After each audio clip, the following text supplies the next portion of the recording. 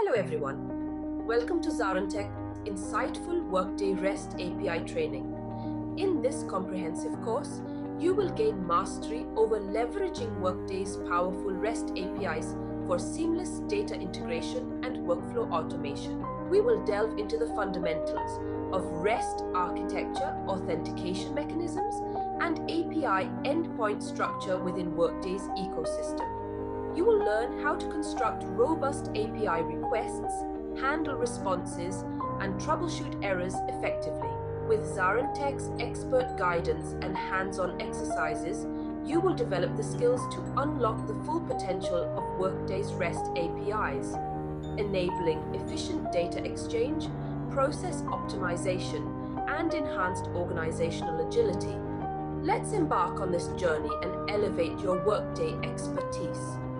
But before we begin, please subscribe to our YouTube channel and hit the bell icon to receive regular updates from us. Now, let us take a look at the agenda. 1. API concept. 2. Introduction to Workday, REST API. 3. Fundamentals of REST API. 4. API methods. 5. Data extraction in Workday. Let's dive into the video now. Okay, how Workday actually is made. Okay, that's the first thing. Like we read any ERP technology, may it be Salesforce, may it be PeopleSoft, may it be any other technology I'm talking about.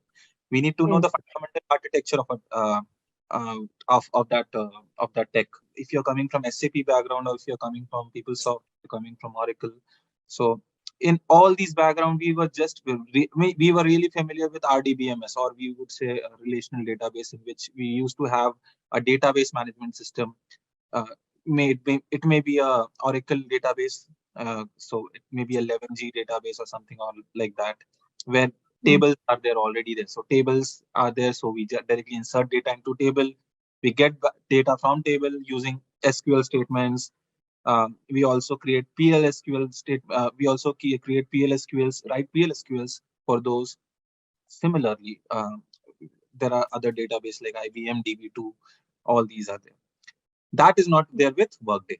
Okay, so Workday doesn't have a database vendor like technology like PeopleSoft used to have a database.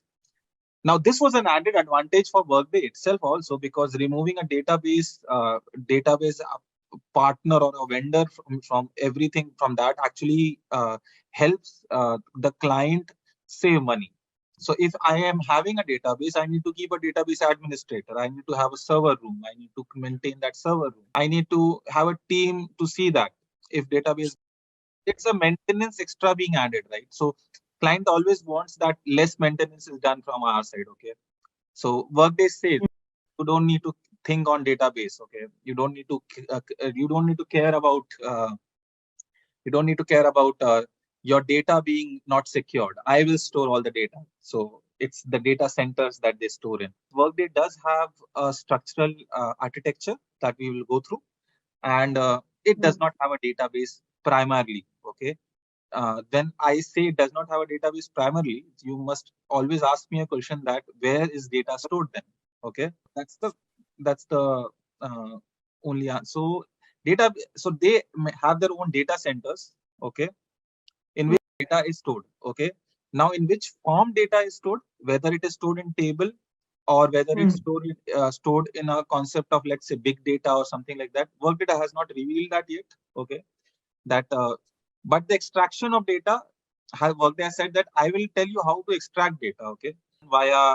Now I'll tell how it can be done. Okay. You can extract the data, but in my architecture, I would not exactly. That's the Workday developer thing, that where data is stored means are they using a PostgreSQL, or are they using a big data or something like that to store unstructured data, structured data. So that is a Workday kind of. It's a Workday. I would say it's a Workday mechanism of working. So that's the. So I'll go through that architecture. The rest, how data is extracted in Workday. Okay. Or like, I'll just give you a very simple example. Okay. I'll not use big terms.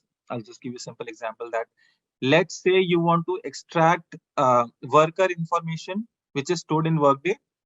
This is a common thing, demographic information like first name, last name, address, or something like that. Okay, you need to extract this information from Workday. Now, when I say Workday, you imagine a Workday tenant also, right? So where you log in, go inside, and when you log in, and where you see the data, employee profile. And from that employee profile, you actually want to extract those information somewhere. Okay, I don't know where you're extracting, but somewhere you want to extract and keep it. Now in Workday, okay, the extraction of data is possible only through APIs.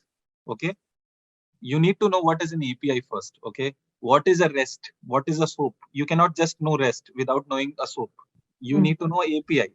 Before API, you need to also know webs. So coming back to this is how to extract data from Workday. The answer would be how to extract those demographic information. The answer would be that I need to actually have an API, or I need to have a REST API. REST API means a URL, I would say, simply a URL from which I can request something to that URL. I'll send a request to that URL. Let's say I'm saying that URL, give me Chitra's data. Would say something like this, but there would be a request. It may be in the form of XML. Give me Chitra data. With a proper security being given to me. Like I cannot directly, like a third person cannot directly go to Workday and just ask the data, right? I should have a proper security uh, uh, security thing assigned to me, right? Either I do authorize myself using a basic authentication by having an username and a password and then sending my request to that URL, or either it has to be OAuth authentication that we say generally. When I ask your information, Workday sees that, okay, it's a request came to this URL. Now, in response, it will give you a whatever data you asked. Whatever data you asked. This is how data can be extracted. This is what you did. You got the data to yourself, right? You get, means it's a get thing that you did. Means you got the data. How to put back the data? Same thing that you all request to a URL, okay, and you insert the data. When I say you want to get the data of a worker, you have to use web services like, I will explain you again this, okay, don't worry. I'm just giving a heads up, like get web services which are which are prefixed by get would actually get the data from Workday. Which data can they get from Workday? Like if you see the name generally gives you an information on what kind of data this web services will actually get. Government IDs, get change means get change legal name, get change licenses, getting information, get community, get all these are get employee, getting an employee information, get employee images, getting employee images. So these are all information. Again, these are all information. These are all web services, okay, which has Workday has given us this web services and get any information that you need. Locations, it may be any information. Now I am specifically talking about worker. That's why I am inside a section of human resources.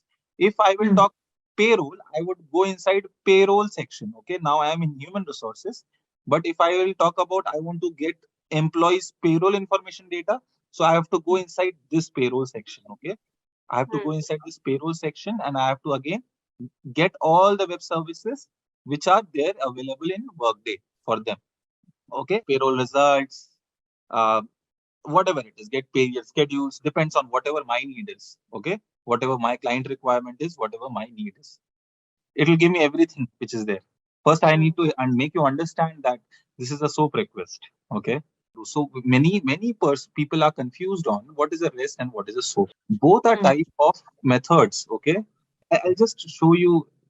It's a very simple thing that I got from one of a guy on LinkedIn. I just downloaded it. It's a very simple thing. Okay, REST API fundamentals. Basically, I won't teach you line by line, but I would want you to go through this. It's just a 5-page thing, but it explains us like what is an API first. Okay, for API means application programming interface, like it is said. Okay, that's fine. But what does API do? Simple words. Okay, API allows interaction between system by following a set of standards and protocols in order to share data. That's it. It is just a set of standards, okay, and protocols. That's it, by which we can share data information. That's it. That's the work of API. Now, through API, what we can do, we can exchange data through different mediums. Okay, mobile, gaming, different. Now, when I talk about REST APIs, so REST in itself means that representational state transfer. Okay, it is an architecture style. Okay, now understand REST is nothing. Okay, it is an architecture style to it is an architecture style to develop web application. Okay, use HTTP protocol as a communication. So basically, this is my client. Okay, let's say this is my client. This is the data. REST API is in middle. Okay, it's like a communication interface. HTTP protocol, which uses the HTTP protocol to interact between your. That's what at the end you're doing, right? You're trying to extract data. Or you're trying to insert data. REST is a medium. Okay. Now, how do you access REST? REST is you basically have a now. Whenever I say REST, you have a URL in mind. So URL is basically when I say URL, now that's the first thing that URL for its a full form is Uniform Resource Locator. It's an address. It is the address to not just identify a resource, but also specify how to access address of the resource. Okay, from where I need to extract my data. When I was saying this, when I was actually saying this, I can get information. Okay, from here. See, I can get information from this SOAP web services. You didn't notice, but there was a location also written above, and this is the URL. Okay, this is the resource from where I actually have to go and extract my information. So it's the same thing they are talking about. It's an address to not just identify a resource, but also to specify how to access it. The URL can be named as a base URL, which means that is a base, which means that that is the base URL that will be used in every request. So it is just a, so this is just a URL. Okay. So in this case, this is the URL. Okay. Till here is a URL. Now you will say why the whole thing is not a URL. I'll tell you. Okay. URL is something. So when you this is the URL. Okay, this is the URL, and there is a URI also. URI basically specifies that it is used in the URL to specify which resource the client would like to access in the request. I am trying to access human resources. Change to payroll, any payroll web service. If I'll just try to extract any payroll web service, as soon as I go to payroll, everything remains same except this. Now, if I show you both the URL, see, till here everything is same. Okay, payroll changes, your human resources comes. Okay, this part which changes. Okay, it is a URI. It is used in the URL to specify which resource the client would like to access in the request. Accessing a human resource section. Now I'm accessing a payroll section. So example also it has been given, which resource he is trying to access. Here the client communicates to the server that the request is to retrieve product with the name equal to laptop and availability equals to true. Similar to us, in the real-time example that I showed you, I'm trying to access human resources, and in second case, I'm trying to access payroll. That's a URL. Now URI is clear to you. Body of a request. Now, when I say body is like we used to send information to that REST. Okay, like if I open a postman, I don't know postman from which we can get and post some data. So basically, if I am saying this is a URL and I'm saying this is a get, what I do generally, if there is a post or there is a get, in case of post, I'm not talking in case of get. Okay, I would generally send a request. Okay, to update. Request to update. So that is nothing. That is a body. There is API methods. Like I said, get, post, put, patch. Okay, get is to get the resources. Post is to create there something. Put is to update thing you want to update there. Delete is to actually delete. Patch is to modify the API resource. Okay. So get is getting, post is inserting, put is update, patch is modification. Let's close this. Let's go back to Workday. Whenever you hear a term of a REST and you hear a term of a SOAP, always remember REST and SOAP are two architectural styles. Okay. In REST, you generally send data through URL. There is data being sent through URL. You are sending here. Always remember. sending through URL. Means every information we are giving is through the on the URL. Top available true. Every information given where on the URL, and we are sending that information to the resource. Means okay, we are sending this information to the so similarly, let's say if I'm doing a login, Facebook login. Okay, let's say I'm doing a Facebook login in a REST method. So here would be my username and password equals to something my password. Understand this. If there is an unethical person sitting somewhere and he get logs of my network, or he hacks into my network and he hacks into this communication between my system and the resources where I'm trying to request, so he can bar in and he can come and he can actually decrypt that REST URL. Or if he can, I would not say it's an encrypted data always. Some like if he gets a catch of that REST, so he can possibly he can decrypt that data and he can access the information that we are trying to get. It will go to the part of the URL itself if there is a REST. If there is a SOAP, it will always go through it will always go through a SOAP wrapped envelope. I will tell you what is that.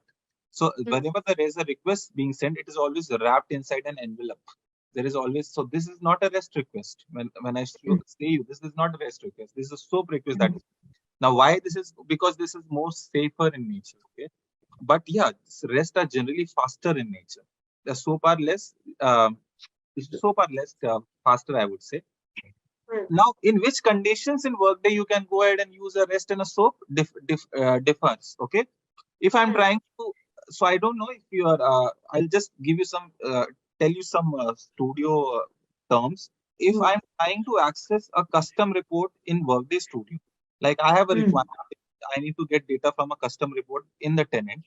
Generally, what a component that I use inside a studio, generally, okay, not always, is a REST component. Okay, Workday out REST. It's a component basically which gives a REST call to a custom report. So I'm just talking now. This is just Workday Studio. Okay, this Workday Studio is generally used to make integrations. Okay, generally used to make integrations in depending on whatever integration types we have. So now there is a requirement. Okay, there is a requirement. Now this requirement is that I want to get a data, like I have created a custom report. So you are familiar with what a custom report is, right? So a custom report which gives all the employee demographic details. I am creating an integration which will create a file, okay, which will create a file which has the demographic details and which will send it to the vendor. Okay, but to create that file, I need to get the data. Now I am creating that integration in Workday Studio. This is the platform that you are seeing in front of your screen. So I want to create that integration over here. Okay, so I need to call that custom report and get the data of that custom report in my Workday integrations. And from there, the data, I will use some other mechanism to convert that data into an CSV and then use a file and just form a comma separated file and just send it to the worker. Method that I will use. But the first question is, how do I call this custom report from my studio? Studio is sitting somewhere locally in my machine, working somewhere in cloud. First thing that I do is I set up a connection between Workday and my studio by this Cloud Explorer that you see. Okay, I actually connect a tenant from here. Once that is done, I would use a component. There is a component known in Workday Studio. There is a component which is known as Workday Out REST. Okay, in Workday, and this basically takes the parameter as custom report. Means it will ask you path of a custom report. What is the component used? This component generally calls the report URL the best way. So meaning is, I'm just saying custom report. So whatever you're passing through this, let's say name equals to Chitra, and I'm just saying date of birth equals 0101 1990, something like this. Okay. Now, when I'm passing, now this custom report is nothing but this is a path of the custom report. I have not written it clearly, but this would be the actual path of a custom report. Which custom report you're trying to call? and what data you want the custom report to give. Okay, so I'm passing a parameter name Chitra and DOB. So this would be passed to the custom report, and it will give me only your data. If I don't want anything, I can just leave it blank and it will give every other data. Okay, through REST, what I'm doing is through REST. Okay, I'm getting all the data. Okay, this is one method of extracting data from Workday, which is in a REST form. If in a SOAP form I am doing same thing, I will use the component Workday out SOAP. In this, basically the request I have to so to send the request to this component, I have to create a wrapped SOAP XML and then call the component. So that a wrapped SOAP XML means something like this, an XML something like this, and then call this component so that this component gives me back a response. Got it. A small difference. I know these are much maybe familiar components, maybe not. Okay, don't worry on that part. But if you're talking on understanding REST and SOAP in Workday, so you need to have an information on Workday Studio. That's a must. Okay. Why I'm saying you this? Because if you don't understand Workday Studio, okay, you would not understand how REST and SOAP are working. I can make you understand in a very vague manner. I can show you a custom report. I can show you a REST and I can show you SOAP, something like this, and that will be over in just one class or two. But if you want to deeply understand that how we are actually going ahead and inserting data in Workday, how we are extracting data in Workday, this can be only possible when you properly understand how we do that using a Workday Studio. So in Workday Studio, okay, like Workday Studio is an I would say Workday is Studio is I would say it's a framework over Eclipse, okay, where we design integrations. Okay, just don't think on like I am not just doing REST and SOAP things here. Okay, I am designing my integrations. Okay, when I'm saying integrations, what do you mean by integration? There are some tasks. Okay, like you have some jobs in PeopleSoft, those are called jobs. In Workday, in Workday, you have integrations to exchange data between two systems. To communicate between Workday and ADP wants to communicate between each other. Okay, Visual Studio generally generates an executable which can be used by everyone or something. Integrations in Workday, what you develop here is deployed inside tenant. Here, whatever you're developing, okay, here whatever you're developing, it is deployed inside the tenant, and actually the vendor or the end users are actually launching your integration inside the tenant only, and that's where they're utilizing all the features of Workday there inside the tenant. In general, when you go ahead and build a do a real-time integrations, these are one of the ways of like client want to extract the data of workers. But generally, the client who want to get the data of worker are in different manner. In Workday, I'll tell you how it is. Like they want the changes on the data. Whatever worker is getting changed every day. Like for an example, I'm just saying that only give me fire this URL every day, but only give the information of the workers who were terminated yesterday and today. Okay, give me only information on workers who were like had a payment election changed, who had a bank information changed. Give me information of all the workers who were hired between this period.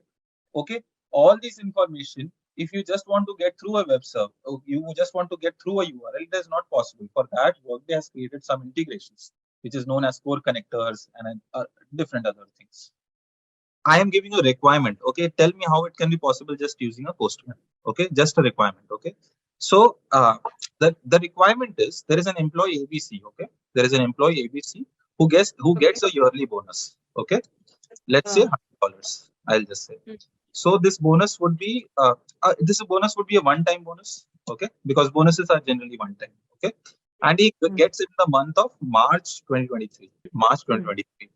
So now basically this bonuses are a vendor file would be sent to us. Now this is being sent by some other system, like okay, some other system are keeping this bonus track. Okay, this bonus has to be updated inside Workday. Workday is a repository of everything. Okay, understand this. Now this bonus has to be updated. So what this vendor system is doing, they are sending me a file, okay, .csv file. I'm just saying that, okay, .csv file in which employee ID is there. I'm just saying, comma, his deduction code is there. Okay, let's say deduction code. Okay, earning code I would say, not deduction, because he's getting paid. Okay, and let's say date is there when he's getting paid, and that's it. I am just giving a small file where here there would be ABC written, here there would be, and amount would also be there. Sorry for that. And amount would also be there. So let's say that he's getting paid. The earning code that he's getting paid is, let's say, WEF. That would be an earning code that will come inside the earning, and the date would be, let's say, for 0101, not 01, 0 mm is Y, DD, MM, and YY, and there will be $100. Let's say, okay. This has to be loaded inside workers pay input. Now, what do you mean by workers pay input? Okay, I can just show you that. I'll go back to community again. Okay, I'm just showing you a tenant. Okay, so we can actually, Workday also gives us a tenant to practice here also. Okay, if you go here and if you go to shared demonstration tenants, if you click on this, it will actually give you all different kind of tenants. Okay, so I'm just opening one of the shared tenants. I'm just opening this tenant. Let's see, it should be working. Great, it's working. So let's take example of this guy employee only, that is Logan McNeil. Okay, Logan McNeil is a person for which I want to give a yearly bonus to her. Okay, a yearly bonus. Okay, now I've got a file in which Logan McNeil data is there. My task, okay, I'll tell you what is my task. My task is to update the data over her pay input. Okay, there will be a pay input here. Okay, there will be a pay input here. And I have to update the data like Logan McNeil start date would be 01/01/2023, 01/03/2023, the pay component. Now it's a one time, I'll say this is a one time. I will give an amount and I will give $50 or something like this. And this would be my task. Okay, just to update a row here. An extra row should be added here, as I would see very this. Okay, here a complication comes. The vendor says that start date should be the employee's pay period in progress. Okay, the employee would be inside a pay period, whatever pay period itself there.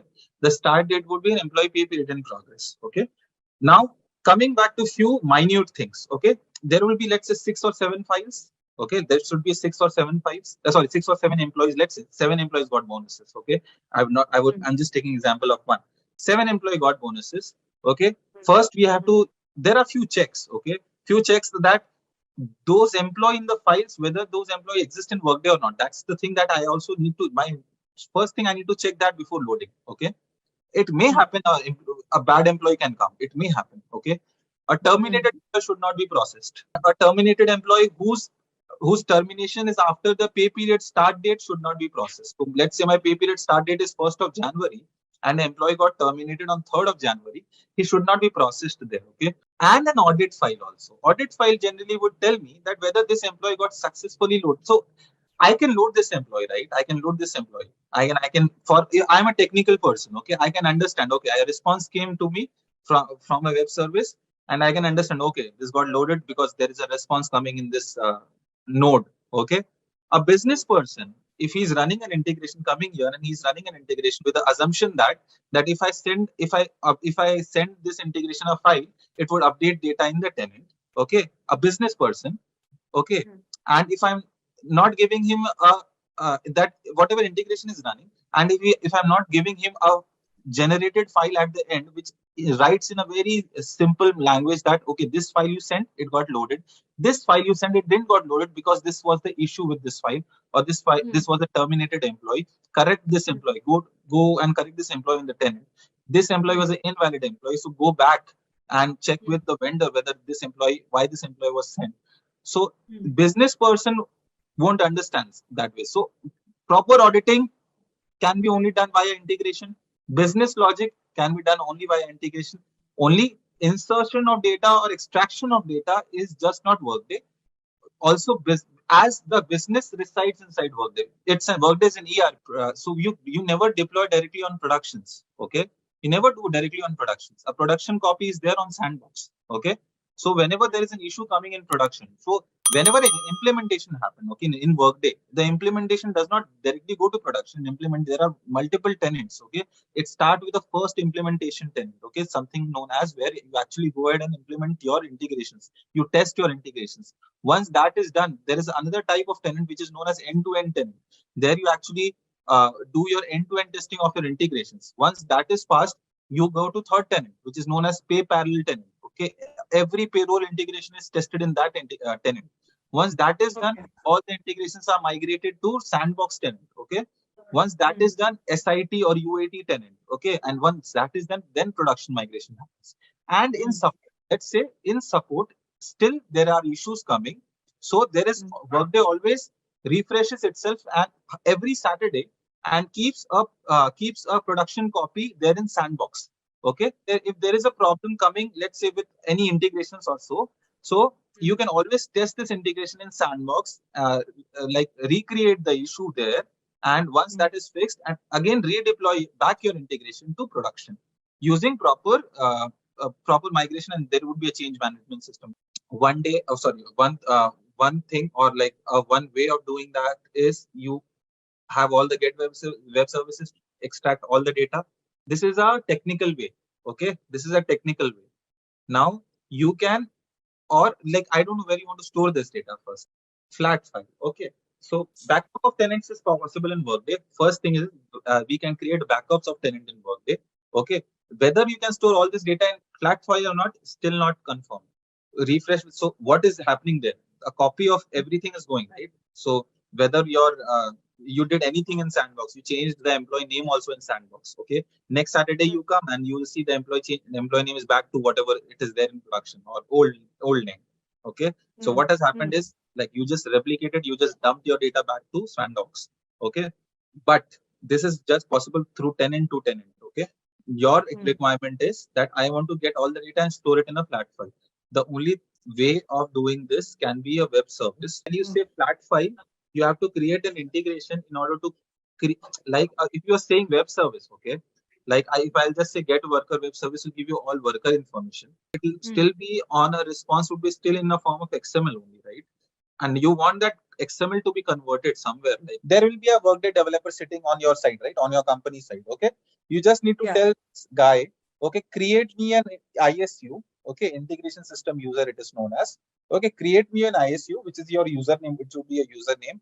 Give this ISU all the access to give this ISU all the access. When I say all the access means to get data of any domains. Just give me this access. It's or and get me this ISU and get me the make me a password, get the password of it, and just fire it from Postman, and you can get every data from Workday. I would like I would write this in steps. Okay, the first job would reach out to uh, reach to reach to Workday guy and tell him to create ISU. Okay, he would understand integration system user. Tell him to create ISU, which has all access of domains in Workday. Additionally, I'm writing similarly to implementer access. Now, what is an implementer in Workday? Basically, the implementer is a user in Workday which has all the access. Okay, so he cannot give you implementer access because for that you have to request to Workday. But what he can do, he can replicate whatever access implementer has to whatever user he's creating. Okay, and he will try to replicate the access whatever he has to your to this user, and he will give you this user information and password to you so that you can access any other resources, any resources in Workday. ERP is not generally so open source that it will give you all other information. Okay, just first all things, there are many information that is sensitive information. It keeps, it will not give you every other information. So that's why you don't have every other web services to extract every other data. I don't have access to extract compensation data or employee national identification data. So it's based on how a ERP is built. This is how an ERP is built in itself, that it won't give you all the information or all the data because of the way it is built. It's more of a business rather than more of being on a technical side. So if you want to get all the data from Workday into your system in a flat file, again I'm saying, when you're saying in a flat file through web services, it is possible. One web service doing all this is not there, still available in Workday. They have not created something like that, where there is just one web service named as all.workday.com and gives you every other information on employee source. It is still not there. Let's say, John, I need all the payroll information. Okay. So John will tell you, okay, this is the web service which can do that, because he is knowing the web service name, which will give you all the data of payroll. There is a concept of business objects in Workday. So all these custom objects are actually made on worker only, right? Means it is telling information of a worker. It is not telling information on worker payroll, right? So if you fire get worker, so it will also give you custom object information if you have permission to access that custom object details. Like if you have access to see this data, there is a security group tied to this. Okay, see this data, so you can get worker only. So there is a web service for getting all this custom information also. Get other means custom information also. I'll give you this exact web service name. Attention all tech enthusiasts. Are you eager to unlock the power of Workday's REST API? Look no further. Our comprehensive Workday REST API course is here to equip you with the skills you need to master this powerful tool. In this self-paced course, you will delve into the intricacies of Workday's REST API, unlocking a world of seamless integration and automation possibilities. From creating and updating records to retrieving data and executing complex business processes, our course covers it all. Our expert instructors have meticulously crafted a curriculum that combines theoretical knowledge with hands-on exercises, ensuring you gain practical experience every step of the way. Whether you're a developer, an IT professional, or simply someone looking to streamline your organization's workflows, this course is tailored to your needs. But don't just take our word for it. Our satisfied students rave about the clarity of our explanations, the depth of our content, and the invaluable insights they've gained through this course. Invest in your professional growth today and gain a competitive edge in the ever-evolving world of HR technology. Our course offers unbeatable value, providing you with a comprehensive learning experience at an affordable price.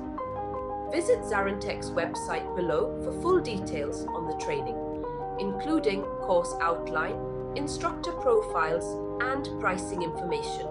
Unlock the power of Workday's REST API and take your skills to new heights.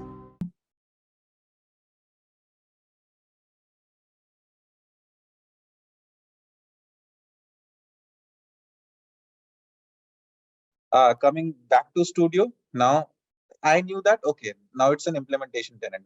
Next I did, I clicked on this drop down, this black icon. Yeah, I just concentrated on implementations. Okay, now how I knew I have to select WD2, not WD102, let's say.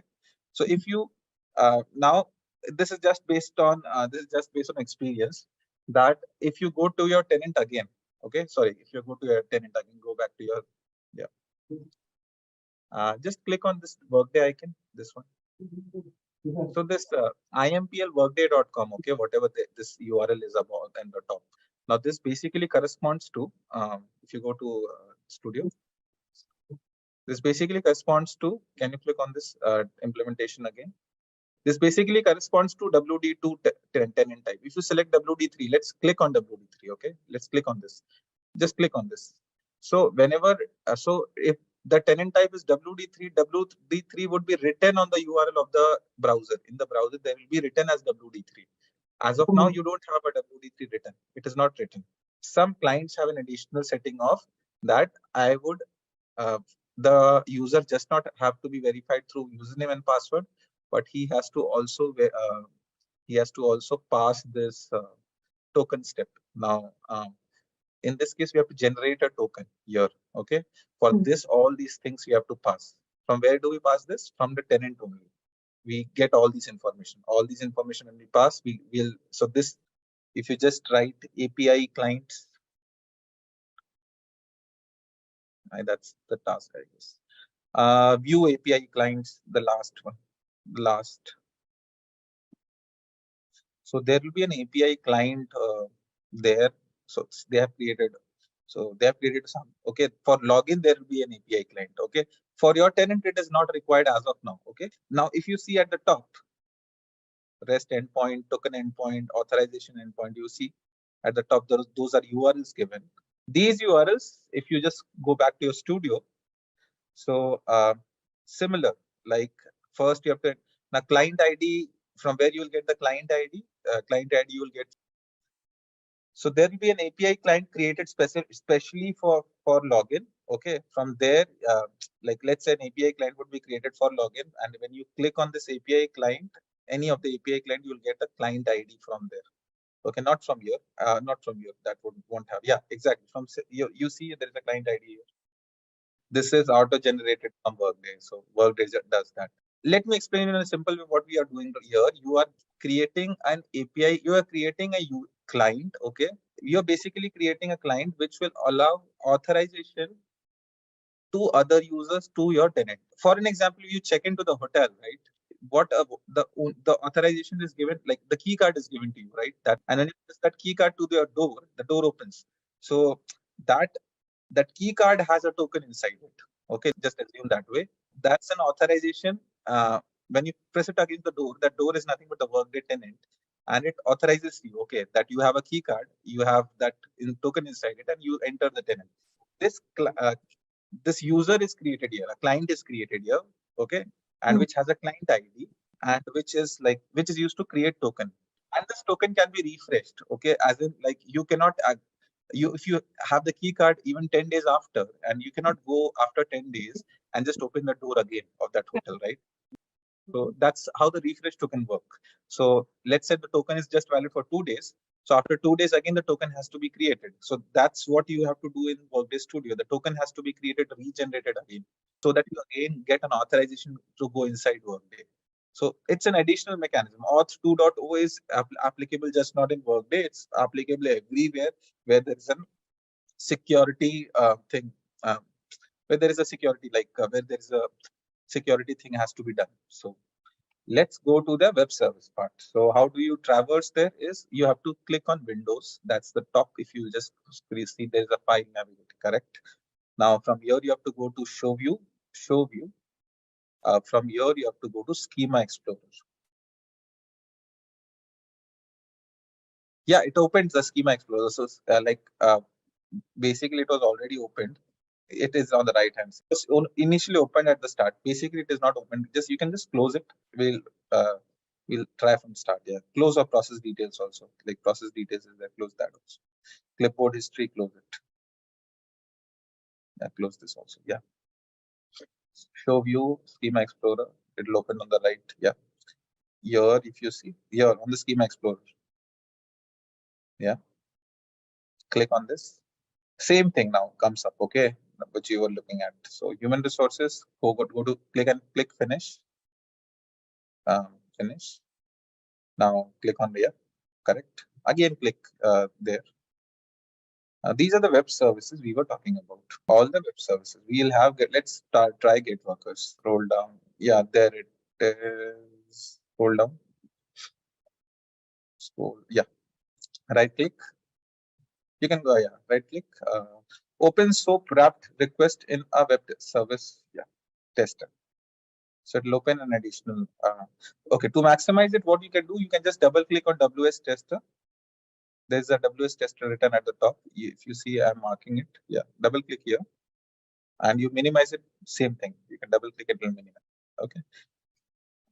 Okay. Now Workday always gives you original request. You have to fill in the data. Okay. What I have given you is the finalized request. Okay. So you can just copy my request and just paste it here. Whatever request I gave you. Now, how did I arrive at this request from the request that has been given from Workday, right? How I knew that only these things are required, not everything is required. Yeah. Now see, whenever if you see a request, okay, whatever last time what we were doing, we were just clicking on this XML and then XML was opening to us. Okay. So see, now whenever you are looking at this, what were we were doing next? Like previously we were just clicking on this and an XML was opening to us, right? An XML was opening to us. Let me clear everything first here. Okay. An XML was opening to us. Remember this, okay? Whenever I click on this request, it takes me down somewhere. Okay, see, I'm just clicking on this and it is redirecting me below. When I see below, these are the request parts only. Like if you see in the web service request, the original request I'm talking about, you see request criteria, right? I'm just talking about one node. Similarly, if I go here, I see a request criteria. If I click here, inside request criteria, whatever those nodes would be, they would be named as a parameters here. If I just go to Workday Studio again, transaction log criteria, say let's say organization reference or something like that, those are all given as parameters here. Okay, organization reference. Okay, because inside this also there will be values. Okay, those are we shall inside this. Now let's go to the main question, that how did I knew that I have to delete, let's say if I have this original request, let's say I have to delete, even if I delete this, okay, this transaction log criteria till node till here, let's say this is the starting, this is the ending node, this request would work. I know if even if I delete this would work. How do I know this? Because there is something known as cardinality, which is given at the right hand side of it. Cardinality. Important to remember that whenever there is a 0 to 1 cardinality or 0 to 0 cardinality or 0 to star cardinality, that's not a required field. Okay, so where do I find that 1 to 1 cardinality? Okay, now let's say if I go to the request part only. Okay, I'm also going to request reference. I'm just going to the top. If I see here worker reference, okay, if I have this worker request reference, now if I'll just go to the top, if I should have this, let's say I went to request criteria, okay, and now I'm going to request reference. Now if I'll just go here again to here, we have something known as request reference also. See, this is the request reference. Now let's say if I have this in my web service, now this in itself is a optional one. If you see request reference, it's an optional one. Okay, 0 to 1 cardinality generally means it's an optional one. Now, but if I have this, like if I have this section in my web service, it directs me here. See, it directs me here. It has a worker reference that has 1 to star cardinality, that 1 is to 1, or we can say 1 is to 1 cardinality. So in this case, worker reference would be a required one. Okay. Now, if I have this section and I don't pass a worker, let's say if I have this section and if I try to remove this, okay, if I try to remove this and fire my web service, it'll give me an error. Request reference is a required one. So now, how did I arrive to that? Now, as in when you will use the web services more and more and more, you realize knowing later. Okay, like I know using so much of web services, I know that field reference is not required. I can remove it because I have been using it many a times. So you'll know that okay, this is a required one, this is not a required one. Again, you can always have a link, you can always check it here, but this is more of a lengthy process that you go through. Okay, so in worker reference, you have a worker object. If you click on worker object, it will again direct you here. Okay, ID. If you click on Workday ID, it will again direct you here. Now this is a one-to-one cardinality where you have to pass the employee ID.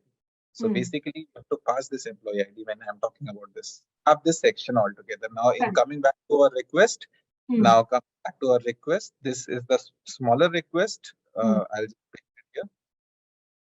Oh, sorry. Request criteria, you have to give it. If you no, nothing is must. Request criteria, but if you do not give anything, you will have to have a body, right? So I am giving a request criteria because I want to exclude inactive workers. Click on here. If you go here, this is the original request. Okay. Now, whenever you go to request criteria, here you see, right? Inside this, there will be something like. Let me open it here. You see this? It is written there. Same thing I've done here. So And response filter is basically what in response you want. Now, for this, I have to why it is page one count 999. I have to explain you something known as we used to read about paging, right? Now, this web service follows this get web services. Okay, I'm just talking about get web services. Get web services basically extract data from tenant, correct? So it depends when you are extracting data from tenant. Okay, the volume can be very huge. Okay, like if I'm talking about clients like Walmart, and if you just fire a get web service for that, without an employee ID, it will try to extract 10 lakh employees. Okay, at a time. So in that case, you will the get web service might fail. Okay, basically what it does, so all the get web services has a paging mechanism inside it. Okay, it works like it works pages by pages. Okay, so when I say page one count 999 means first page will have count 999, second page would have, so it's just like a paging that we follow. Okay, I am doing a paging of just to see the response. I'm just doing a 10. Okay, then it may response may not come to us. Okay, so that way I'm just doing it. So what I'll do, I'll again always check this location should not be blank. Okay, it even took your ID. Okay, it even took your authentication. Where do you find that authentication? If you want to change that also, always see here security enabled. There is an option of configure. When you click on this configure, this is what you have entered. Okay, this is being added automatically, don't worry. Okay, this is what is being entered. Now this is what you have to actually fire from Postman also. Okay, from Postman you have to actually give username at the rate your tenant name and the password. This whole studio as a Postman only, big Postman. Okay, and if you fire next, give a, now this is send in progress is happening here on, this is given a 10 count. Okay, so if you just see, these are all worker details that we have on the right hand side. So I'm talking about license ID, passport ID, okay, custom IDs, address data, whatever the, so all these things, position type, management levels of a worker. The one which this ID has an access for. If it does not have to has the access of compensation, so I don't see compensation related data over here. It may happen that we do not have to way to access compensation. Okay, but I'm not able to see comp data. So I think this ID does not have access to. So this is how the request is created. This is how the response is created. I forgot to tell you.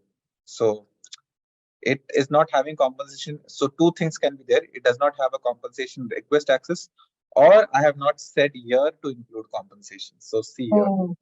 Okay. Now where do I find this? In the response group. Okay. My mistake, I didn't told you that. So in the response group, if I can directly go here rather than this, just click here. In the response group, if you see, include the response group is what you want, right? What you want exactly. So if you set that as true, so I didn't set anything as true. So now I have set to include compensation also. If still now compensation does not comes, it is a access issue. If it comes, then it was a request. It won't give any error. Now let's see if we are getting compensation related information now. This is the worker status employee. Now we are getting it right. Whole section that we have, and just paste it here. Paste it here. Control V, and just give it. To give you, it'll give you everything that you want. Compensation, whatever it is, whatever the time tracking it, but it will take some time because you are trying to extract everything. It will try to take some time. Same thing you want to do with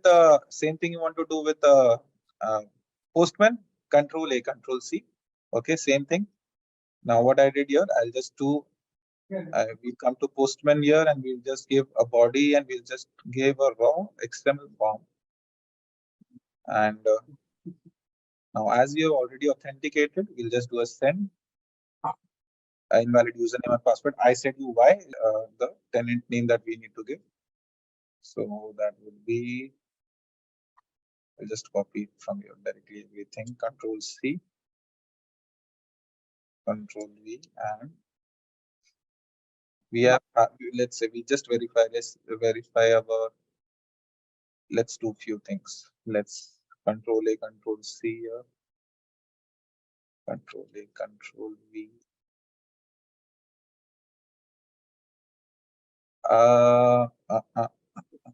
Wait. So one thing I can guess is, let me go to your tenant and actually I have to see this Workday account. So what was this user again? Logan Neil, I guess. Okay. View Workday account. Sorry, edit Workday. I won't edit anything. I'm just seeing what all access is being given. LM. Just want to see the. That's what I'm seeing. Why it should not? It is not working. Everything is fine.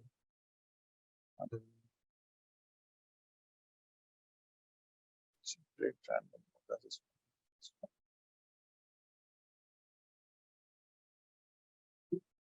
Okay. All this is. Let's go to postman. What we are doing a post we are doing.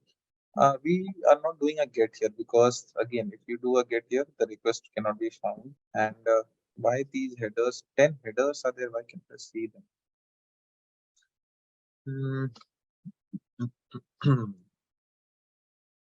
This authorization is having this.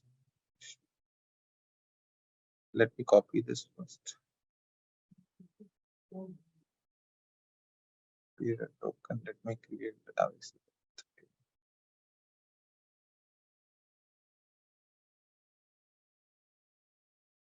use variables.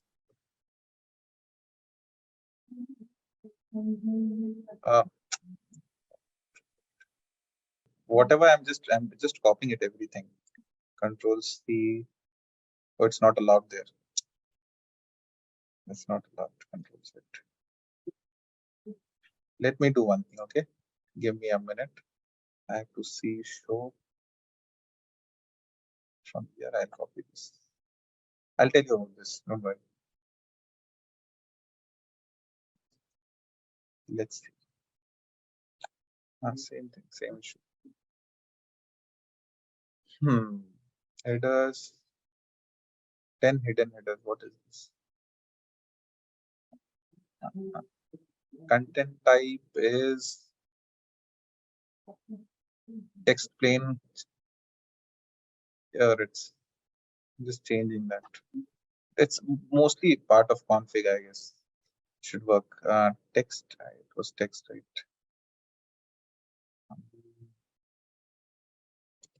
Text. It's not allowing me to change. It was text, right? Applications. And let's go to text. Let's go to authorization again. We had it here. Control C.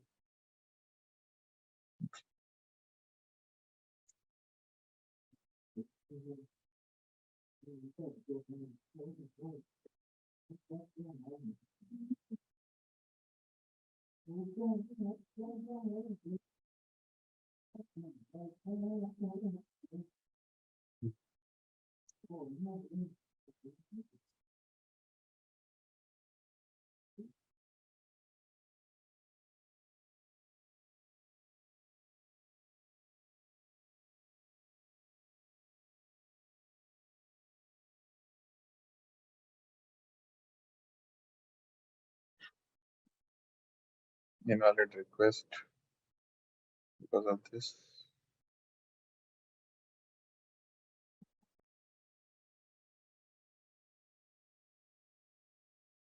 So see, this is a third-party tool only. It's an ID. Whatever we are doing here, we are doing same thing there. But basically, this is more configured per se, I would say. This is less configured. Just thinking on this is the issue of the postman only, that something is going wrong here. That's what we need to find out what it is, because it should not give us an error at least. Invalid username and password. Let me do one thing. Let me just do, have to check once that.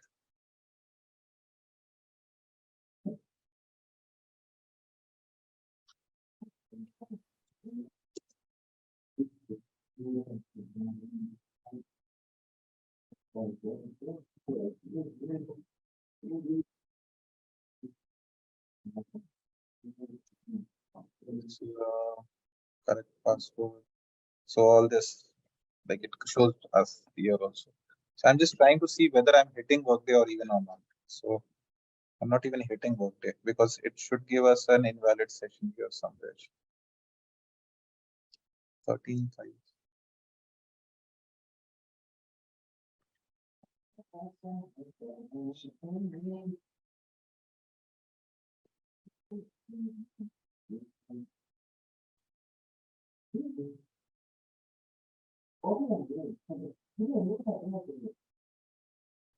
No problem with the URL, I guess.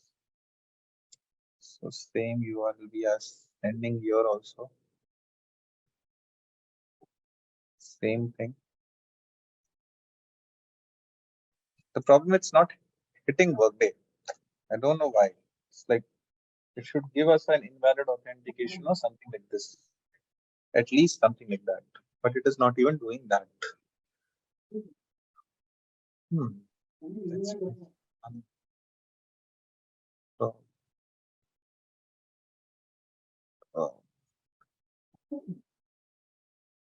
let it be.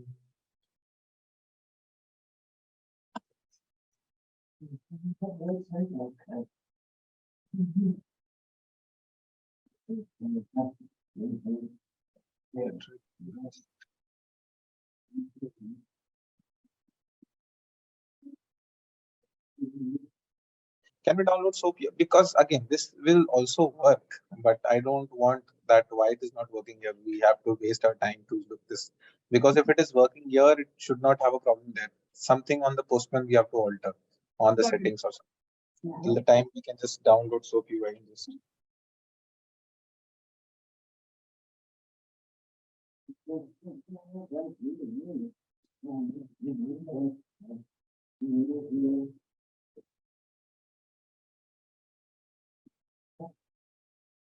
Download ready. Yeah. Just remove that. Yeah. I don't know why it is not. Give anything else. Yeah. Just start. Yeah, it will be a trial because this is generally under trial if you don't have it. This is not like Postman that.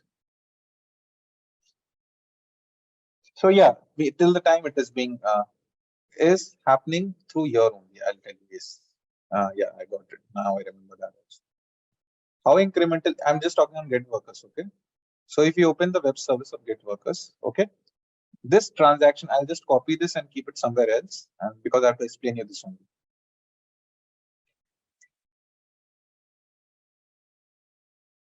So if you see this, you have to enter a dates here. Okay, you have to enter dates here. Okay. Now, whatever dates you enter here, okay, incremental data. Now I'll tell you what do you mean by this. Suppose a worker, okay, I'm just taking a worker example 1, 2, 3, 4, 5. Okay, worker ID 1, 2, 3, 4, 5. This worker is a future hire. Worker is a future hire. I'll give you all examples. This worker is a future hire. What your um, what your client has said you that even future hire should also come. Okay. In this case, remember this, that there are two things in Workday which is known as entry dates and effective dates. I'll explain you both of them. There is something, two known terms in Workday which is known as entry date and effective date. Meaning is when you entered the transaction inside tenant and when the transaction is effective in the tenant. You may have come to the system and entered this transaction on 5th of May. Entered means you have like worker profile, you have entered everything inside the system. You being an HR. It may happen that you have said this transaction would be only effective 20th of May. Okay. So currently this is a future transaction, future dated effective transaction. This is exactly now incremental means you have to generally in Workday, we pass whatever year is This updated from and updated through is nothing but an entered information. Okay. So from when to when transaction got entered, bring all those. Like let's say if I'm saying this, let's say 10th. I'm just saying 10th. No, I'll just say 10th. This one is 10th, and this one is 13th. I am saying this web service. I'm saying this web service that go in Workday, get me the transactions which were entered between 10 to 13th, and effective from 10 to 13. Okay. So any transaction that has been entered between 10 to 13 and it is also falling in effective between 10 to 13, just pull me all those transactions. So we have in an incremental way. I'll explain you now. See, now I have passed in a date manually here. Okay. Generally in Workday, what we do is here we give year. Okay. Through the parameters, Workday parameters I'm talking is last successful completed time of integration, and this is current movement. Okay. So whenever our last successful run was, okay, from that time till current moment, whatever the changes came in the system. Similarly, last completed of integration to current time. Okay. Whatever changes came in the system, only fetch me that. So this web service runs every day. This web service runs every day. Okay. And between one day parameter, let's say this integration is scheduled to run every day. So between 24 hours, whatever changes were entered in the system or updated in the system, it will try to bring every other change, all those kind of changes. Not the whole section. No, I'll not say not the whole, not the full stack of data, but it will try to bring only changes only data. We call it as changes only data. Okay, in the web service, you will. I don't have the response here. I'll tell you how you will get. Where was the web service? Okay. Let's say you are running the web service. Okay. I should have given it 10.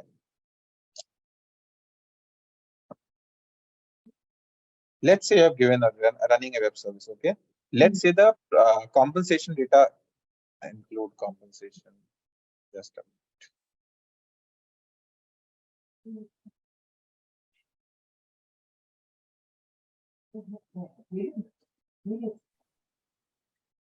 Just adding compensation also. Okay. You should not do this via web service, but I'll explain you it. So let's say there was a compensation changed, okay, for this worker. Now you have the compensation. Let's first go to the compensation data, and that's where I'll explain. You had a salary you were talking about, right?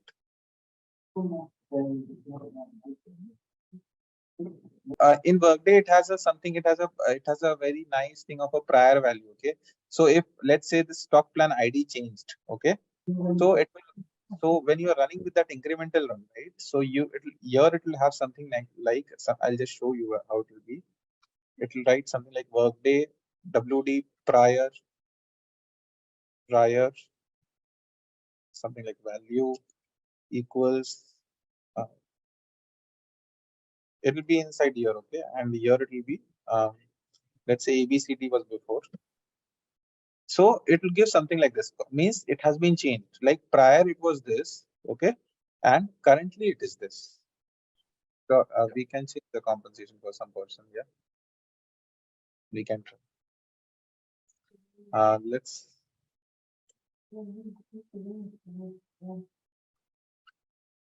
Let's take a employee, not a pre-hire candidate. Yeah, let's take John Shen. Okay, so compensation Workday has to be changed. So I have to go through actions here. Request compensation change. Here. I will just say 2 week compensation change to be done from 13th only, today only.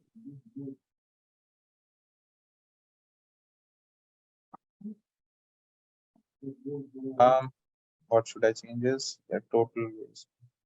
I'll change this. No.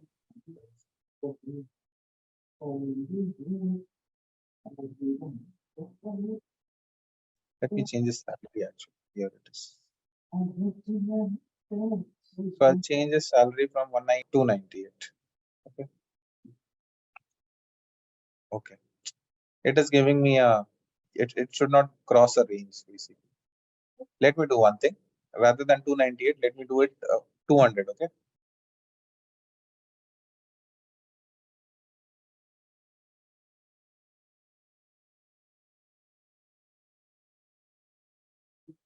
Reason is required. That's fine. We are just testing.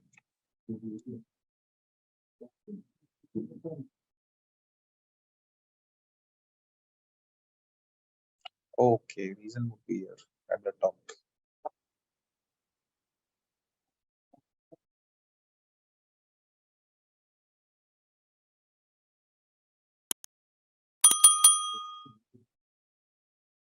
Successful. Everything has been changed successful. So when you're doing compensation change, it may go to various approvals, okay? But as of now, it is not done any approvals. So let me see whether his compensation got changed in worker history. I have to check that. His compensation got changed. Okay. What was there? So 200 is now, okay. Now let's do one thing. I have to change the request for that. So first let's add, where was this?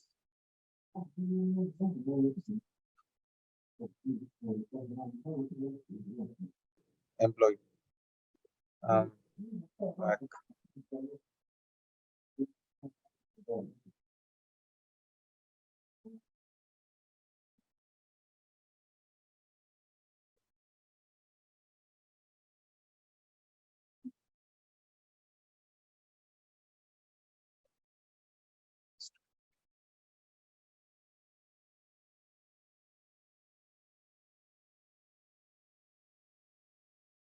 Okay. So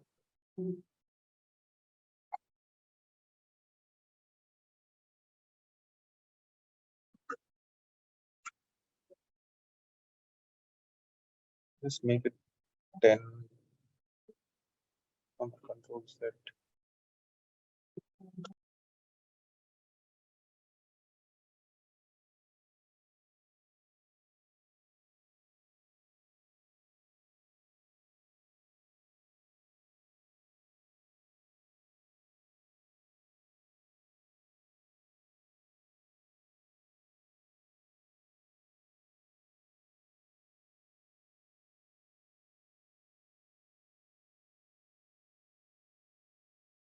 Just 1 minute. Transaction log range data. Okay, wait a minute. It has to be transaction log criteria. Okay. That's not an issue. There is an issue something else, which is this one. Let me fire this. We'll see everything. It date updated through date should be less than equal to current moment. That's what the current moment is. What is the current moment?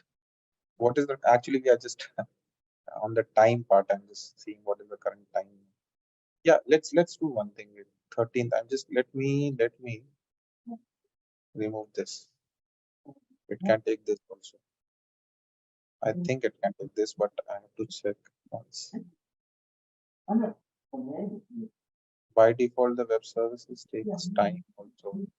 It may give us an error if it does. It's a problem there. If updated, okay, wait a minute. I can do one thing. If I give a full stack data for this guy, is any transaction log happening? Control X. Is any? I'm just looking at whether in composition it does show us or not. Yeah, but it is giving me not like this. It has to give me not like this. Just give me a minute.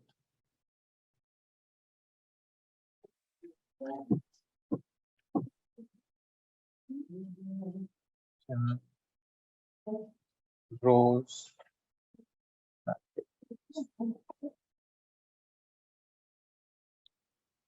Just a minute.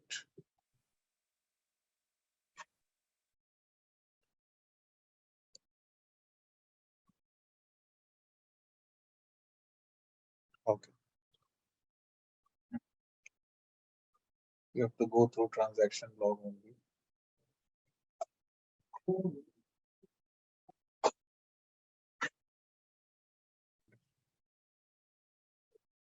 Criteria.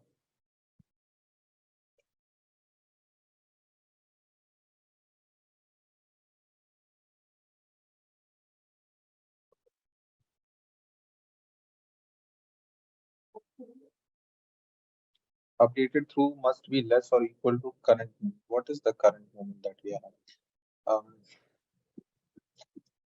Current moment. If I just say 07 or not this one, sorry.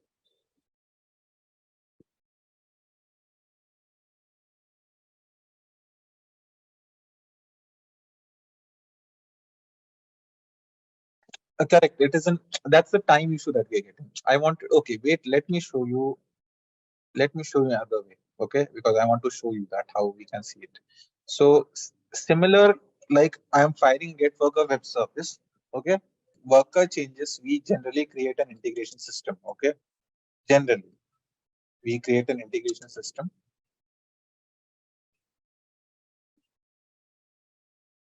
I'm just writing it INT. This is known as core connector worker. Okay. Core connector worker. I'll tell you what it is. Yeah, get worker changes. Behind the scenes, it triggers a get worker web service only. I'm selecting a template. It's a template. It is a template that we select to get worker changes. Other details also, but behind the scenes, it does same thing only. It does. What is the error? Launch activities.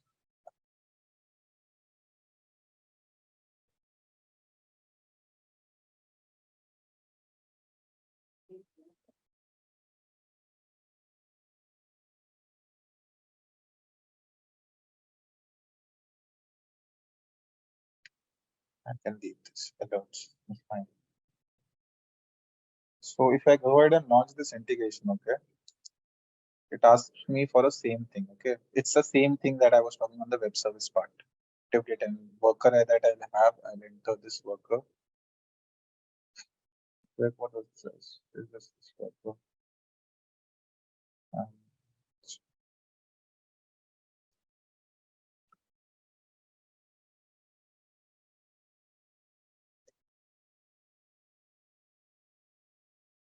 when did we update this guy? So, and effective date was 13th only. And let's say I'm running from 12th, okay? 12th to 13th. One thing I want to do before I make this, and Control C, ticket, cancel.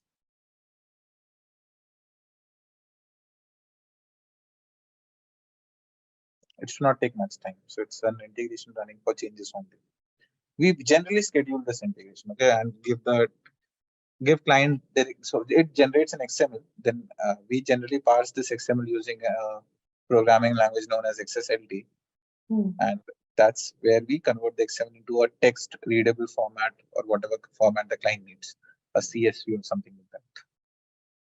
So see, it is trying to generate an output file. It will generate an output XML. Okay, I'm trying to open the XML here. Oh, it is not taking any XML.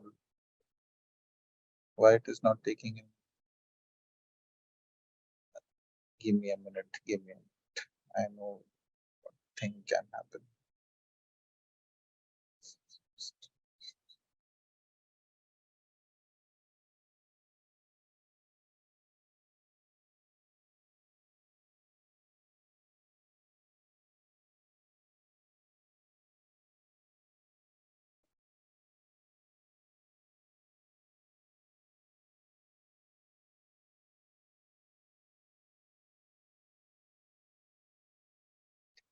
Let's open this guy first.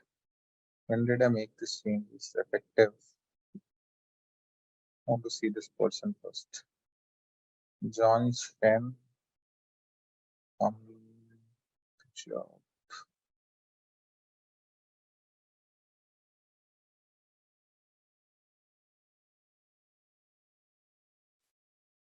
Compensation 13th, 7:24 a.m.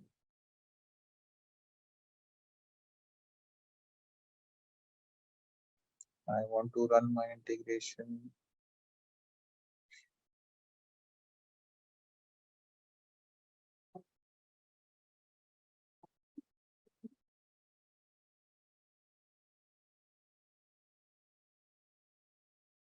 One zero zero. I guess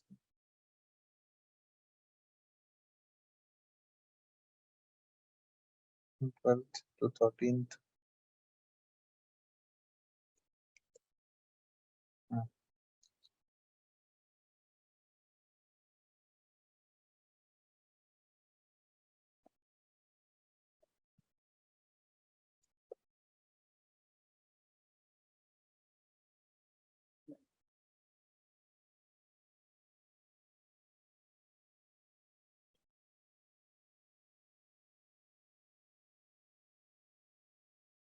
Did it bring any data? I see.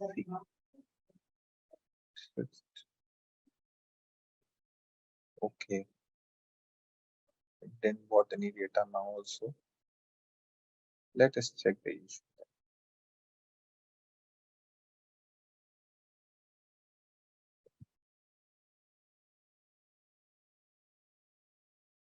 It did not consider this worker.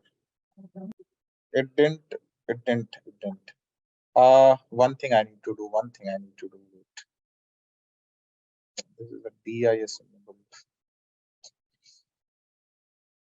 Let me do few things.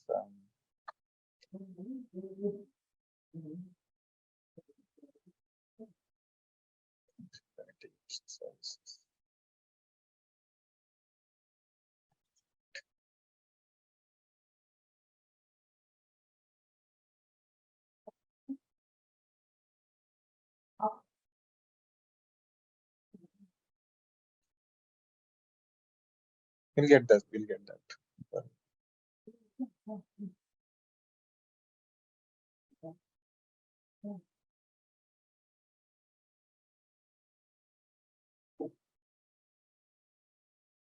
Okay, now it is giving it, which is eligibility criteria. Okay.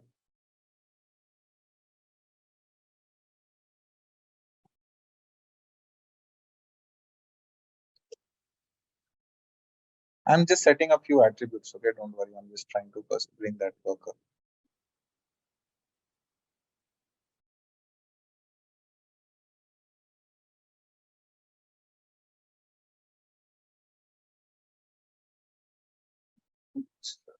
Field attribute service. Okay, I got it. Field attribute service element.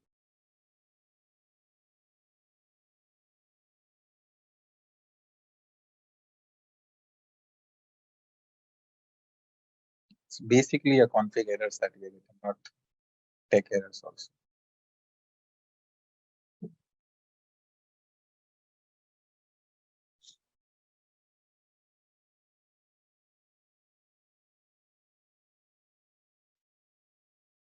Okay.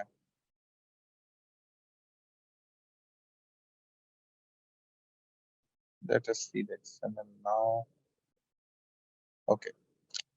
Now it is giving us a data. Now, you see this?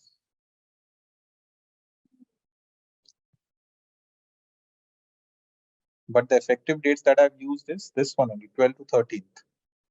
12 to 13th only I've used. Like, yes, basically what is happening now, when you are running here, it is by default taking a PST time. From Studio, it is not by default taking a PST time. It is either taking a system time or something like that. What we can do is, so rather than this, just give me a minute and see. Let me take this, Control C. Because generally for incremental data, we have an integration. We don't do it mostly via web service. Closing. Oh, sorry. There's an extra navigator. Said mostly the timing issue. So let's go to employment data.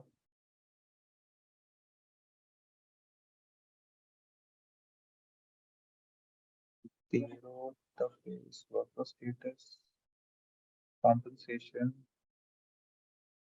What is giving me this? The integration. All right, let's test your knowledge. Here is a question for you. What is the purpose of the accept header in a Workday REST API request? Option A, to specify the format of the response data. Option B, to provide authentication credentials. Option C, to indicate the API version. Option D, to filter the requested data. Take a moment to think, and when you are ready, choose the correct option. Remember, each choice holds a key to unlocking the answer. Good luck. Type the correct answer in the comment section. Attention all tech enthusiasts. Are you eager to unlock the power of Workday's REST API? Look no further. Our comprehensive Workday REST API course is here to equip you with the skills you need to master this powerful tool. In this self-paced course, you will delve into the intricacies of Workday's REST API, unlocking a world of seamless integration and automation possibilities. From creating and updating records to retrieving data and executing complex business processes, our course covers it all.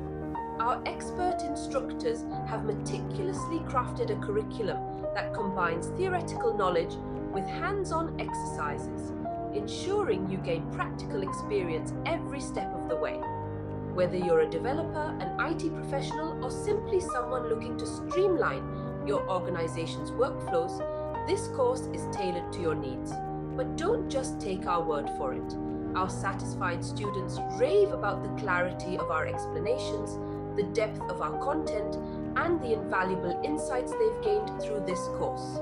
Invest in your professional growth today and gain a competitive edge in the ever-evolving world of HR technology. Our course offers unbeatable value, providing you with a comprehensive learning experience at an affordable price.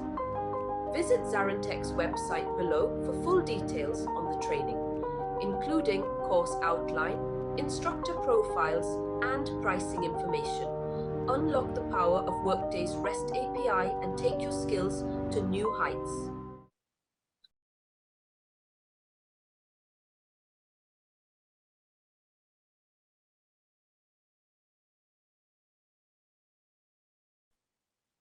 Inside common data, there is a now, if you see worker reference, this is same as this one I'm talking about. Okay. Now, what object is being passed here? Okay, it comes to here. IDs comes to here. If you click on this, it will take you to here. If you use many of times, like if you're using first time, okay, you don't know which IDs, but let's say if you are into a Workday environment, Workday developer, so you will gradually know, okay, the type that can be passed here is employee ID, also contingent worker ID, and see two things as per expectation might or might not come. Let's say his resident.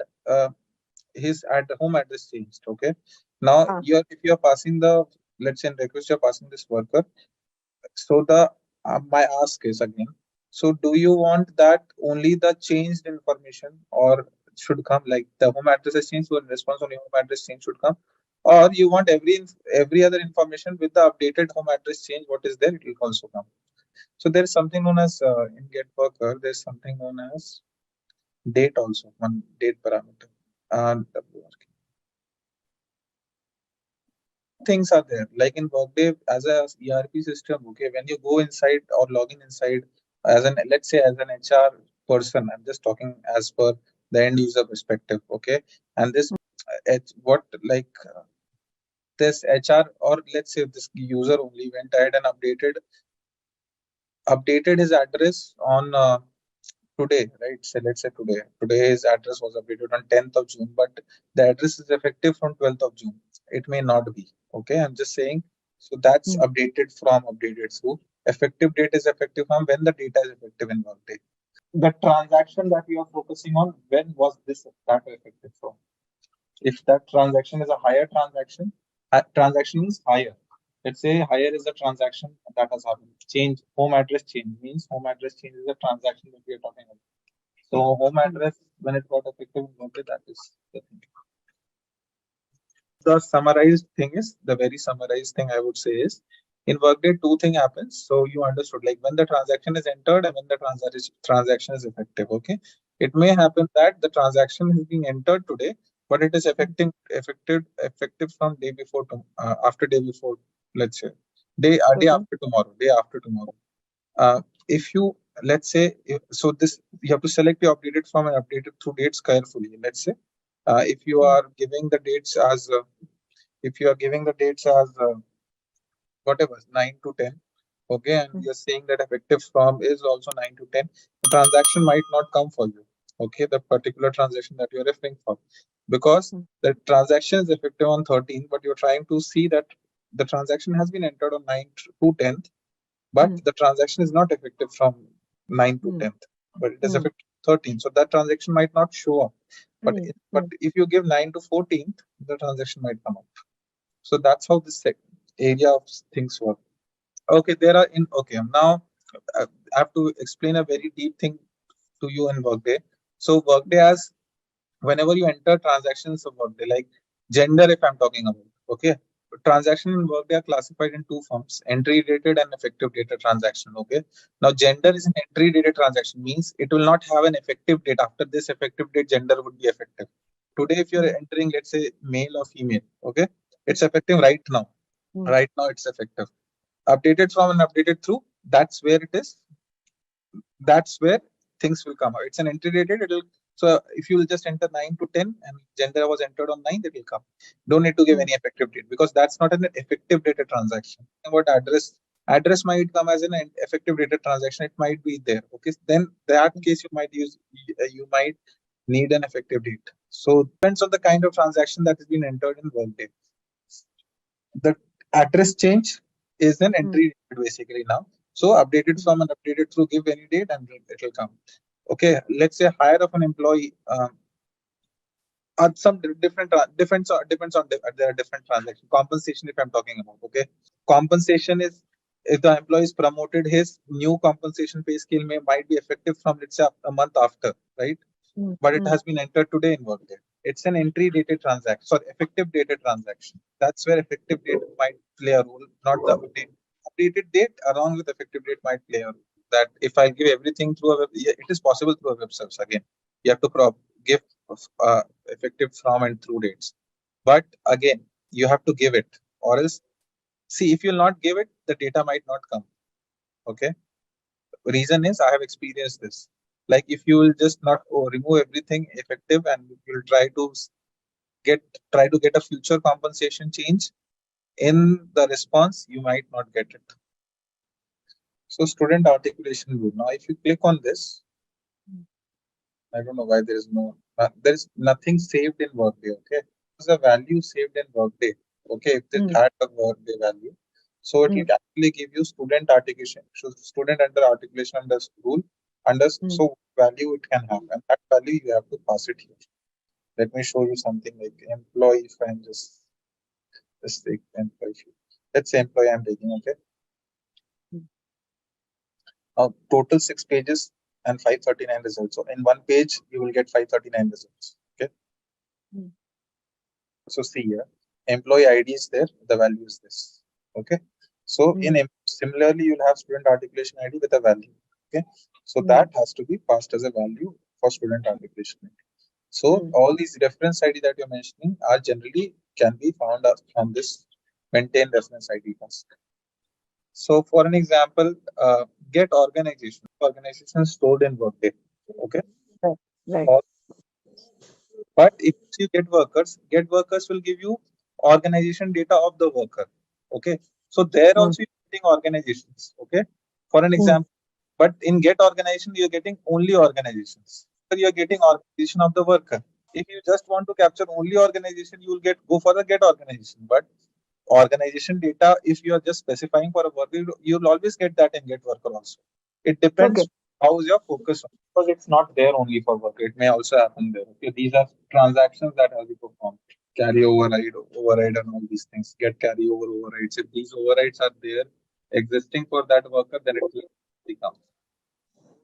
If none of the transaction has been performed, so it will not come. Get worker generally gives you everything. That's what I'm saying. Workday is not so. There is a offerings of Workday, right? HCM offering is there, finance offering. Workday has offered finance, so Workday also works for universities, right? And that the tenant setup might be totally different. You will not find in that tenant employee IDs or contingent workers. There will be student IDs there because the tenant that you're working is not having those setup done. Student applicants for these are the get student applications are there, yeah, right? These are there get student applications and everything. You cannot say that. You cannot say that get workers. It may not be exact a replica of get worker of for get students. Okay, all student references. Yeah, maybe this one. Yes, until and unless I fire them, I have to see. It's more of student. Yeah, student application would be that only. Student ID won't be some kind of a thing. Maybe student application would be the right choice. No, student ID won't be strict in Workday. Student application would be a right choice. The one that we just saw, that would be a right choice.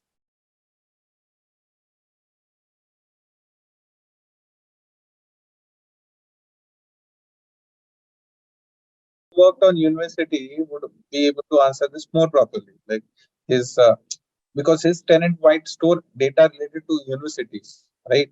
I can research on this now because I cannot give an answer right away because I don't know which web service will be responsible. But from community, I can definitely find it to give you just across different domains. Means one is inside, let's say one is inside staffing and one is inside human resources. So basically, see, our session started with the REST and the SOAP, right? So we have almost discussed. Means the thing is, the session was not just for REST. The expectation was not REST of SOAP, but the expectation of the session was mostly mapping of Workday with how mapping happens inside Workday. Yeah, REST and SOAP was the part. Basically, while as we are discussing on web services, REST and SOAP would be the part. So from my side, if I try to make you understand, it will be more of Workday terminologies that I'm making you understand, but that's not needed for you as of now because you're not because you don't want to study Workday, right? I'm just saying you don't want to get into aspects of Workday and how Workday works. You want to go into how can I extract data from Workday and how mapping works there. Okay, so how it stores, like if I just if you open a notepad, I can just like I said you about domains, correct? So so domains are nothing. So domains, if you'll see somewhere, like I'll just show you some few. These are few terms inside Workday. Okay.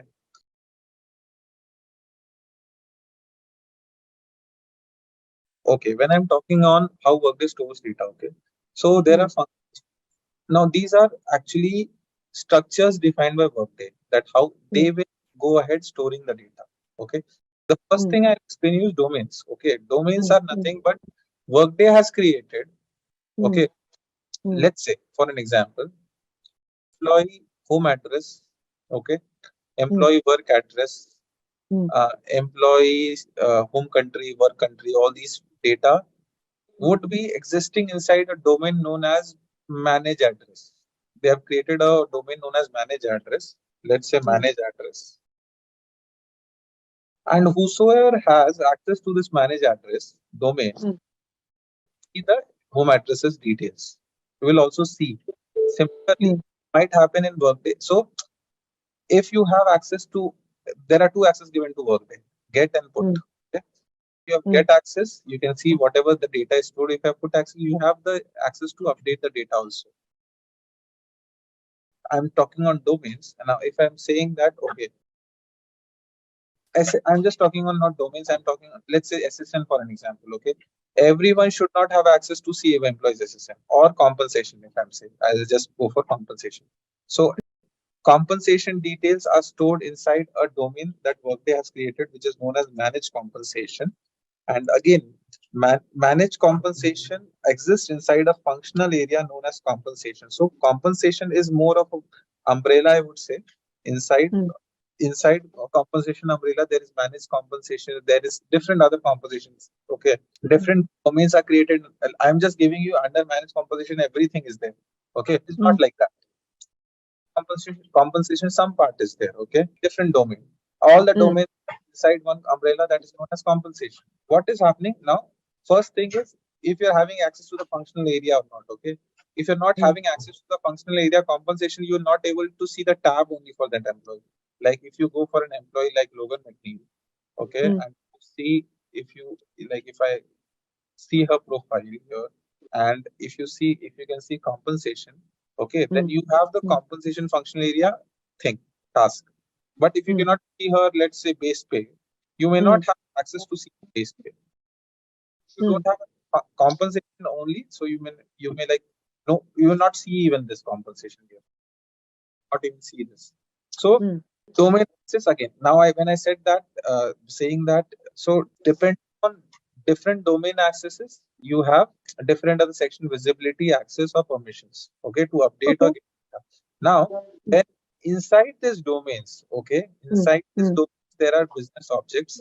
Okay, business objects are just like classes. Okay, business objects like there are like fields, I would say, which stores inside them a data. That this data in work business objects means like if I'll say like inside managed compensation there is a field known as there is a base pay field.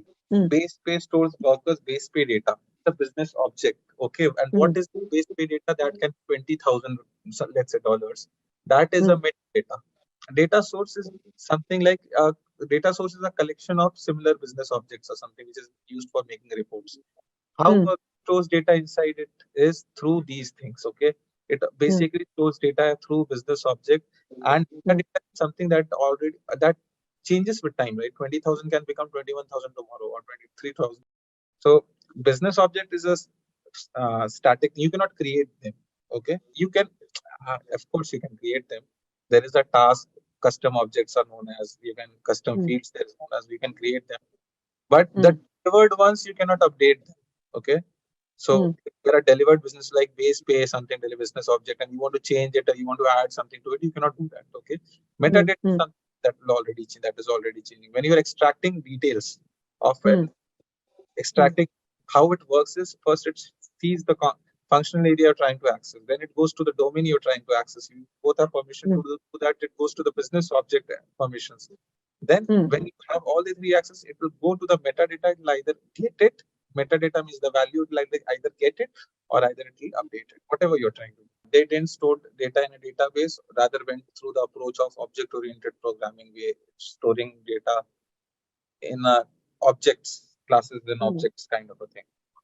So they didn't went through storing it in a traditional way of into an RDBMS or something like that. Like more, I would say like REST API is more of a URL based request, and SOAP are generally a wrapped envelope based request, which is in the form of XML. So yes, that's how REST and SOAP works. So in community, you have a REST API for get workers, but in Workday, like you showed me that slash where you can pass it.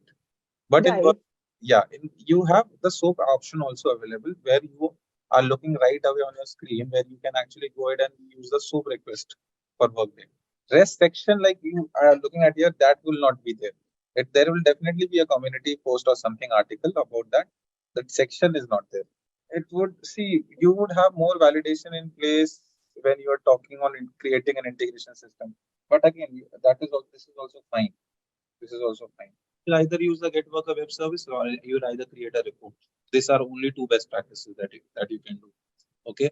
So report data, if you client wants in a specific format, you can create an integration for it. Similarly, get worker, when I'm talking about, you'll get a response, right? If you want to show the response to a client or a business, they generally don't understand it because it's in an XML format, and they don't want to see a data in an XML format. They want to see it in a CSV or some other way, right? If that report in Workday, that report is exposed as a service.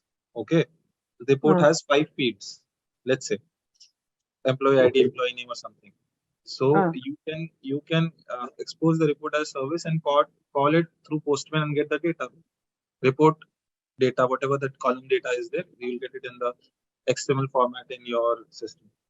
This is a report, but you can create this. But this I don't think so. This is a report that is exposed as a. Let me see this. So this is a report, right? When you go to the sharing option, advanced option, there is a web. This report is not currently exposed as a web service. Okay, so this will be ticked. enable as web service. Okay. So when enable as web service, it will actually generate a URL, REST URL, through which URL, if you hit that URL, you will get the data back, whatever the report has in its columns.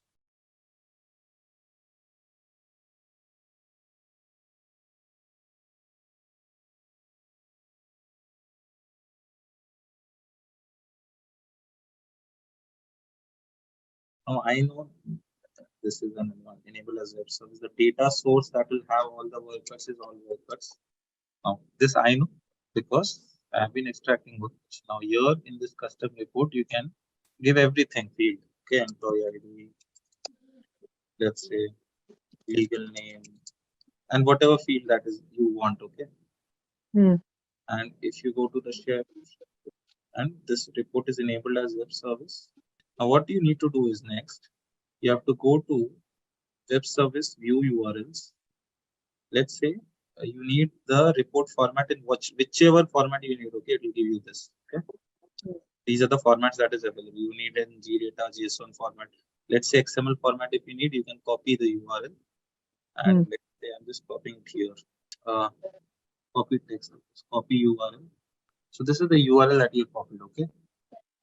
Will when you give an enter, it will ask you for a username and a password. So this is the tenant username and a password that you need to give.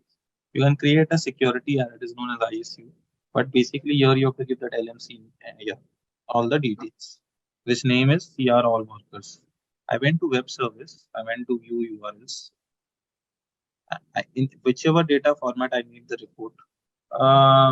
The things that can be accessed by this data source. Now, few things, complicated things I have to explain you that there is a primary business object. Now, if you want to extract something, let's say from admissions, okay, admission I'm talking about, okay, and that exists inside an admission business object. So worker and admission business object should have a common link that is also known as like foreign key, if we can say, right? Like two tables have a common link. So unless you have that common field, then only you can extract something from admission and put it in this custom report. So yeah, everything you can extract here. So photos, if like I'm just saying worker photo, I don't know whether worker photo like comes or not. I have to see. Yes.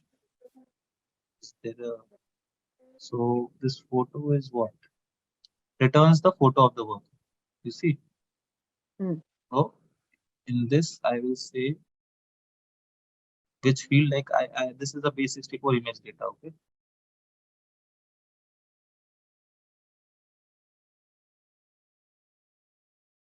No, it will not change. If you have the ones, it will be there. That one. I just not stored it somewhere. Yeah, it will come. It will come here, no? It will come. Yes, it will come. I can do it through a report way because in one report it will take a time for me to build this report. Okay. But again, the thing is, yeah, I will take it a report way basically. Yes. Yeah, it will be again depends on the requirement that you're trying to achieve. Okay. So report would be an easier choice here. But of course the web service would give you more data, I would say. And report you might miss data because again you are creating everything. Custom data means worker can have custom data. Custom data means that's what I'm saying, right? It will be more of a maintenance part that you have to come when you're designing. No, you cannot get. Actually, you can get, but you have to do a lot of things in report. With Java, yes, I have done with Java. So if it can be done with Java, it can definitely be done with C++, I guess. But that I was calling an integration outside Workday. Now, to call that integration outside Workday, again, you have to use URLs only. Like I had an integration URL with me. I had to fire that through a Java program. And once my Java runs, okay, again, the basic auth again was passed through Java programming. And once that run, what in output I was getting, I was launching the integration inside Workday.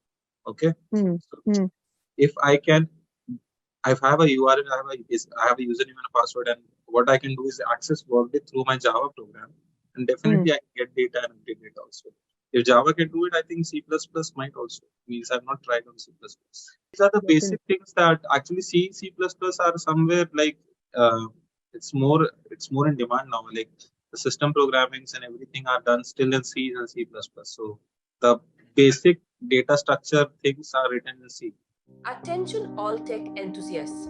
Are you eager to unlock the power of Workday's REST API? Look no further. Our comprehensive Workday REST API course is here to equip you with the skills you need to master this powerful tool. In this self-paced course, you will delve into the intricacies of Workday's REST API, unlocking a world of seamless integration and automation possibilities. From creating and updating records to retrieving data and executing complex business processes, our course covers it all. Our expert instructors have meticulously crafted a curriculum that combines theoretical knowledge with hands-on exercises, ensuring you gain practical experience every step of the way. Whether you're a developer, an IT professional, or simply someone looking to streamline your organization's workflows, this course is tailored to your needs. But don't just take our word for it. Our satisfied students rave about the clarity of our explanations, the depth of our content, and the invaluable insights they've gained through this course. Invest in your professional growth today and gain a competitive edge in the ever-evolving world of HR technology. Our course offers unbeatable value, providing you with a comprehensive learning experience at an affordable price. Visit ZaranTech's website below for full details on the training, including course outline, instructor profiles, and pricing information. Unlock the power of Workday's REST API and take your skills to new heights.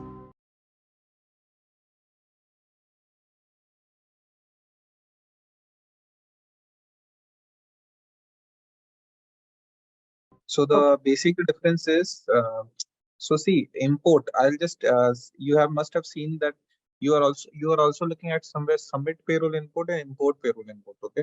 Okay, okay. So the thing is that you must be seeing somewhere like submit. I'm just giving an example that you must be seeing that submit payroll import and import payroll input.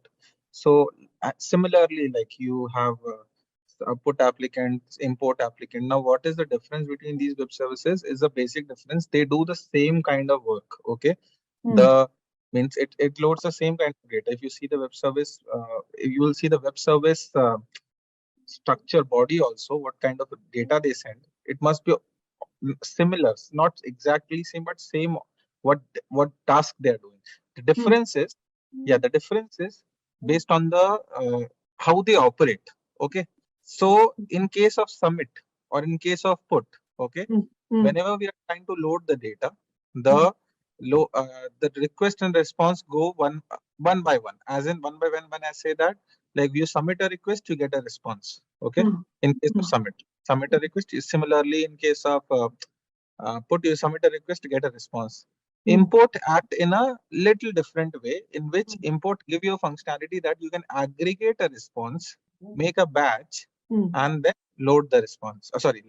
Aggregate the request, load, aggregate, create a request with aggregated request. Example, let's say if I'm using a submit payroll input, say if I have to load 10 payroll inputs, I will use a submit payroll input in which the submit payroll input web service will be called 10 times, one for each row. Let's take a situation where the file is having 1 lakh rows. Okay. If I'm trying to call my submit payroll input 1 lakh times, it will be a disaster for my studio also, because 1 lakh times the web service record. So what I do, I would create an aggregated one, means multiple payroll input request inside one web service, that is, and like multiple payroll input enclosed inside import payroll inputs. That's a Workday that. You may not find it for every web service. Yeah, if I'll click on this request, so you will see your applicant, right? This is one section of an applicant. Okay. So, yeah, so that way it can load multiple data, like it can load data in a batch. Okay. There can be a question coming from your side that, let's say if I'm loading 100 applicants for an example, and 55th applicant is a failure. Okay. How do I receive? Okay. Now coming to what would be the response of this web service. Okay. If submit payroll input is just whatever request you give, it will either be a success or a failure response. In case of import, you see there is only one response. Okay, you will just get a string response. Basically, you just get a Workday ID in a response. And even if you're loading 50 or 100 or let's say 200 rows, you will just get a single Workday ID in a response. Okay. Now the question might come that a single Workday ID, how will I know that whether all the rows has been processed successfully or not? Later, you have to again pass this Workday ID to another web service that is known as import process messages, in which you have to pass this Workday ID. And that web service will actually decode, or I will say it will expand this Workday ID inside. Basically, inside this Workday ID, all the rows are there. Web service. Yeah, there is one more web service known as import process messages. Now, import, process messages. It is not part of a staffing, basically. You're inside staffing now. I have given you, okay, it will be inside integration, but I have one more link. Okay, let's say this is the request you have passed, okay, and in what you get in output is a response which is a single Workday ID. I don't know where is that now. This is that web service, okay. This is that web service I was talking about. Get import process request, in which you have to pass a vid or Workday ID. Now, this vid is nothing but the response that you have received from an import web service. I'm not talking about import payroll input. I'm not talking about import applicant. I'm talking about any import web service, which is giving a response. Now, that response, every time you will receive just a single Workday ID, and that single Workday ID has to be passed here in order to decrypt what's there inside. Basically, this Workday ID has all the success and errors hidden behind this import web service. That's why it is get import process message required, right? Yeah, it's an aggregated ID, yes, a Workday ID. I am saying import is generally used in inbound integration where you have to load a lot, where you have to load data, which is basically when you have to load a high volume of data inside Workday. Backing up, then I think you are saying that you are extracting data from Workday, right? So in that case, you will use get. Putting it back, yes. Import or put, yeah, basically that's what I said. Every Workday has not provided for everyone an import, so you may find it for someone and you may not find it for someone. When you say that, okay, now see, this is an API in front of me now. So this is what there is a list now. This list of web services, total web services, or it's belong to every other section. Okay, human resources, integration, all the web. To go inside each of the sections, staffing, then human resource. Here I have every other thing just in one. Okay, now you are inside CMS. Okay. The thing is, like you cannot find like this in Workday if you just type worker. Yeah, so Workday is it's Workday is not driven by like if you just find now if you want to find Logan, okay, I'm just giving an example. You have to write something like this, worker. Similarly, if I'm talking about John, you have to create a report for that. Yeah, you cannot. The reason is, I'll tell you. The thing is, when I'm saying about organizations, okay, okay, let's go in the web, get worker web service. We'll understand more clearly there. So.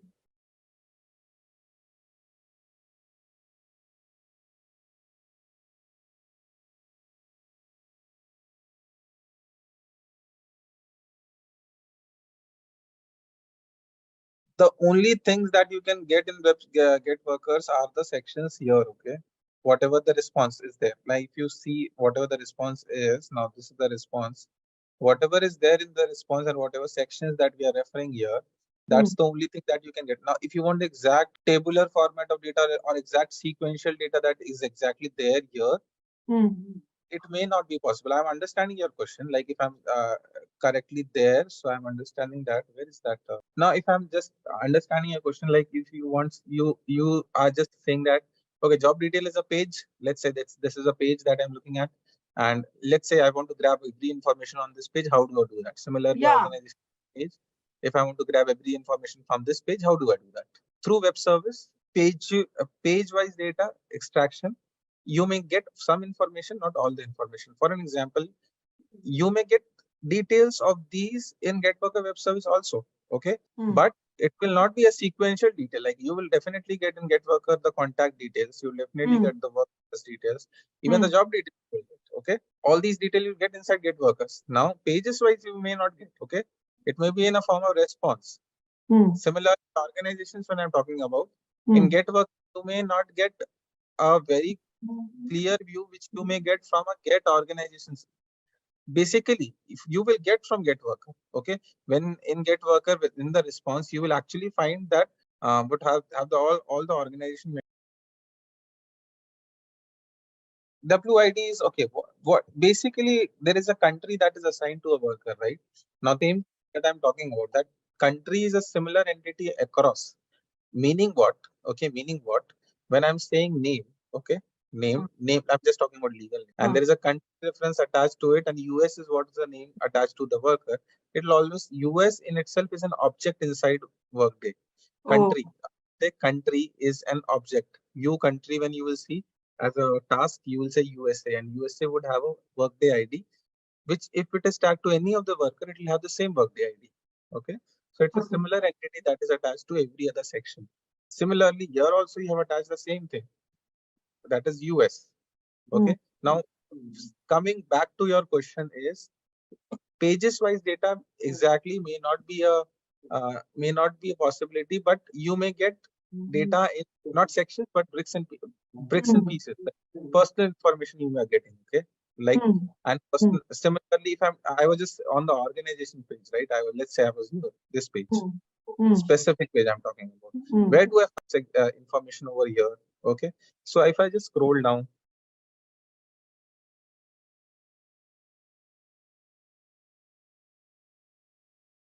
no problem. There won't be much of a things. This is email data. This is employment data. Okay, no, we can go. It will be quick only. Similarly, somewhere there will be also, this is payroll interface data, payroll management, worker job data, compensation data, salary data, bonus data, merit plan. There should be organization data also somewhere. Organization role data, I don't think so. That would be the one. This is the one you're talking about, right? Yeah, basically organization role data means in what organization this worker has a role. So if I am talking here, he is, let's say I'm just talking about role means this one I'm talking about, this role. Okay. He is cost center manager for one of the organization cost center. For a supervisory organization, he's a manager. That's what is captured under cost center role data, sorry, organization role data. That's what captain, what all roles he has in under different organizations. Okay, that may be captured inside role data. Similarly, we have this is organization role data. We need to scroll down. Role data is finished. I guess no. Still going. This worker has too many roles. Organization role. Okay, still there is an organization. Okay, Logan. Okay, Logan is a super user kind of a person for Workday. So she must be having every role in every other thing. So got it. Okay. Benefit enrollment data, competency. So let's go to request. That's fine. Let's go to response somewhere.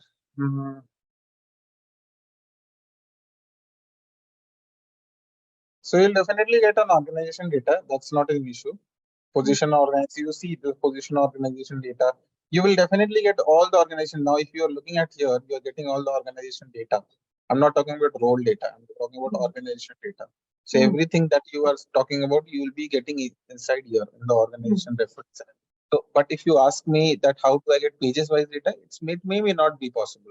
Like the different sections would be there inside.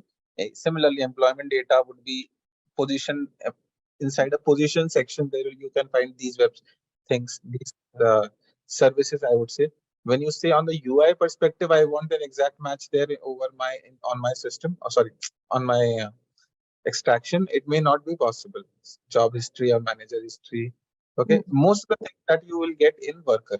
Okay, most of the things that you may get from get workers. The things you may not get from get workers, you have to dig down more. Like for an example, payroll results or payroll inputs, you may not get exactly from get workers. So from there, you have to actually look out for other web services. Okay, so that will you get submit payroll input. It will give you all the payroll inputs that is there for this worker. Get payroll results. There are other payroll result web services which will give you all the payroll result data for this worker. Similarly, if you want to extract benefit information, You may not get, you may get a what is tagged to worker. Definitely you will benefit information that is tagged to your worker. But all other benefit plans that is there in Workday, if you want to extract, you may not get that.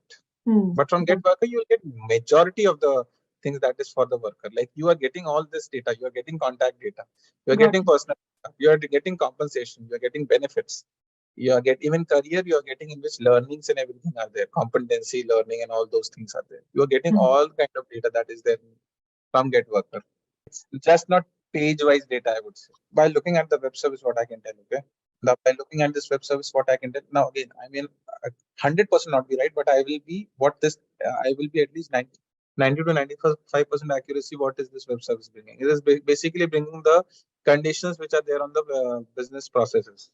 You may not see it in a front end. I'll show you how you will see it. I'll show you it. Give me the control, and I'll show you the retrieval. These are basically conditional rules that are being actually formed by either functional folks or someone else. So you see view conditional rule. Okay. I don't know whether that will come or not. Okay. Now what is the name of this? Conditional rule ID data. Location is matter. Okay. Location.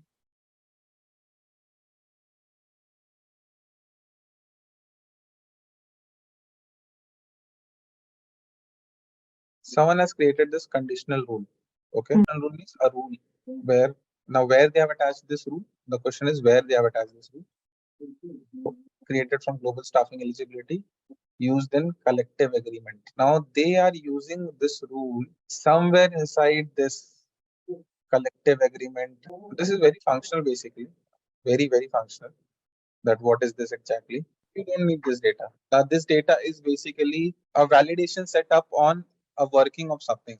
Like for an example, if I'm hiring, let's say if I'm hiring you, okay, I have a setup of hiring validation that you have to first complete your I-9, something like that. Verification has to be done, then background check has to be done. So I've created a rule, I've created a condition that this has to be there. So it's just like a validation checklist that you're trying to extract here by this. So it's a validation checklist that has been prepared by the functional folks and has been attached at different places in the tenants under some business processes or some. So basically when the data is flowing through them, it will pass through these checks. Okay, so these are rules. You need it if the, okay, so when you say data, okay, there is something else. Okay, when you say I just need data, okay, that is a different question. When you say I need data also and I need all the validation, means all the logic. So these rules are nothing but a company, means it's a logic written inside tenant, okay, that you have to do this or you have to do that. So you are trying to extract this logical rules. Now these rules are basically created by functional folks.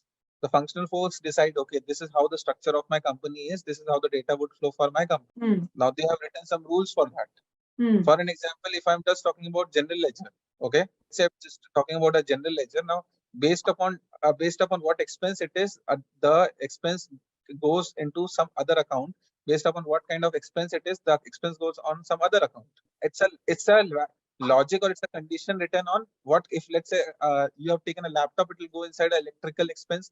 You have taken a chair, it will go inside another expense account. Okay, different accounts are mapped. Okay, now how that is possible? Because someone has written a rule.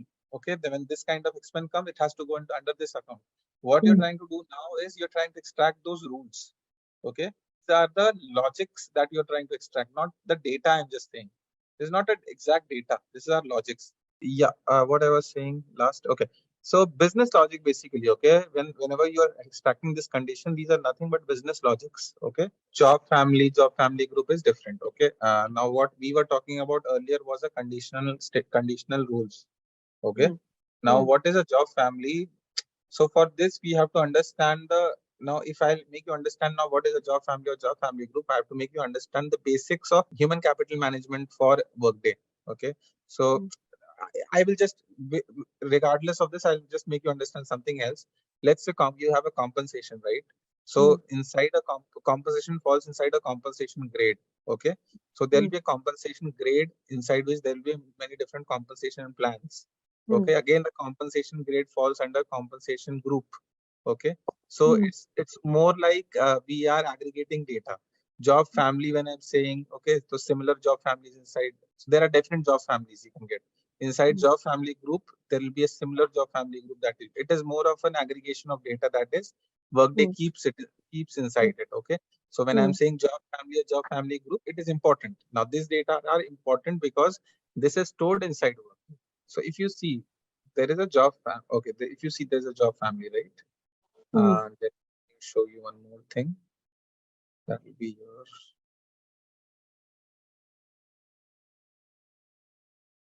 job family is there. Now this job family would again be inside a job family group.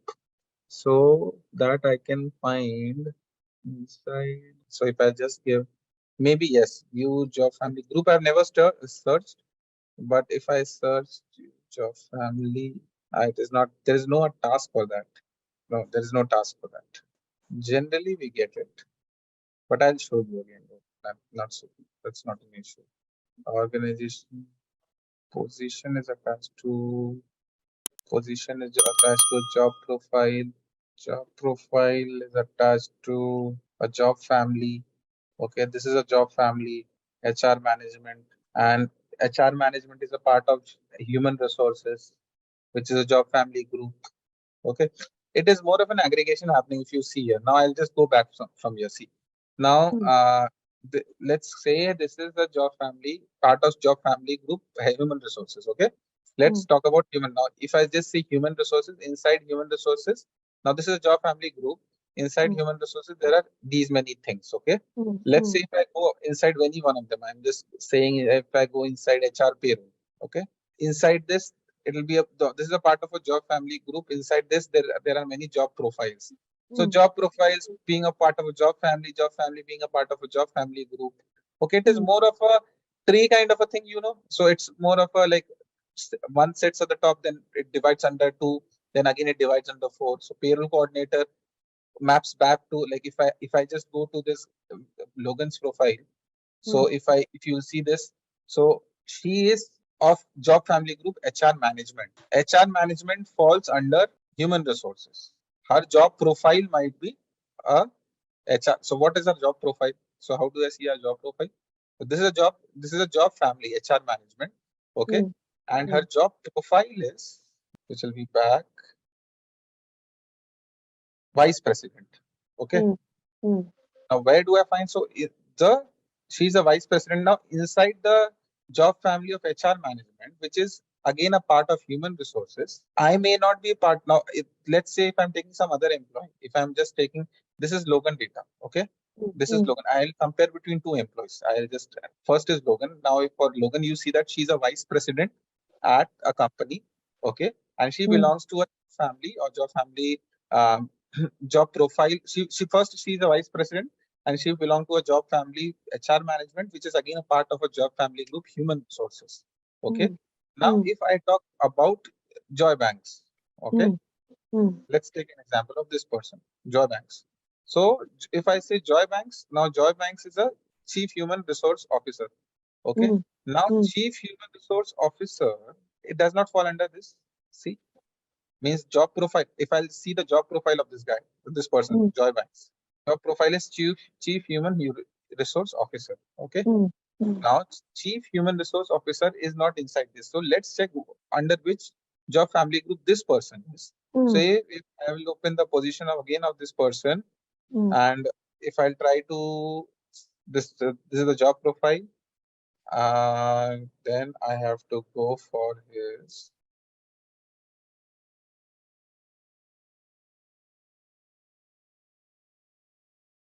job profile. If I'll click, okay, yeah. If I'll click job profile, I will see a job profile of job family of HR management. So this also falls under, okay, this also falls under HR management only.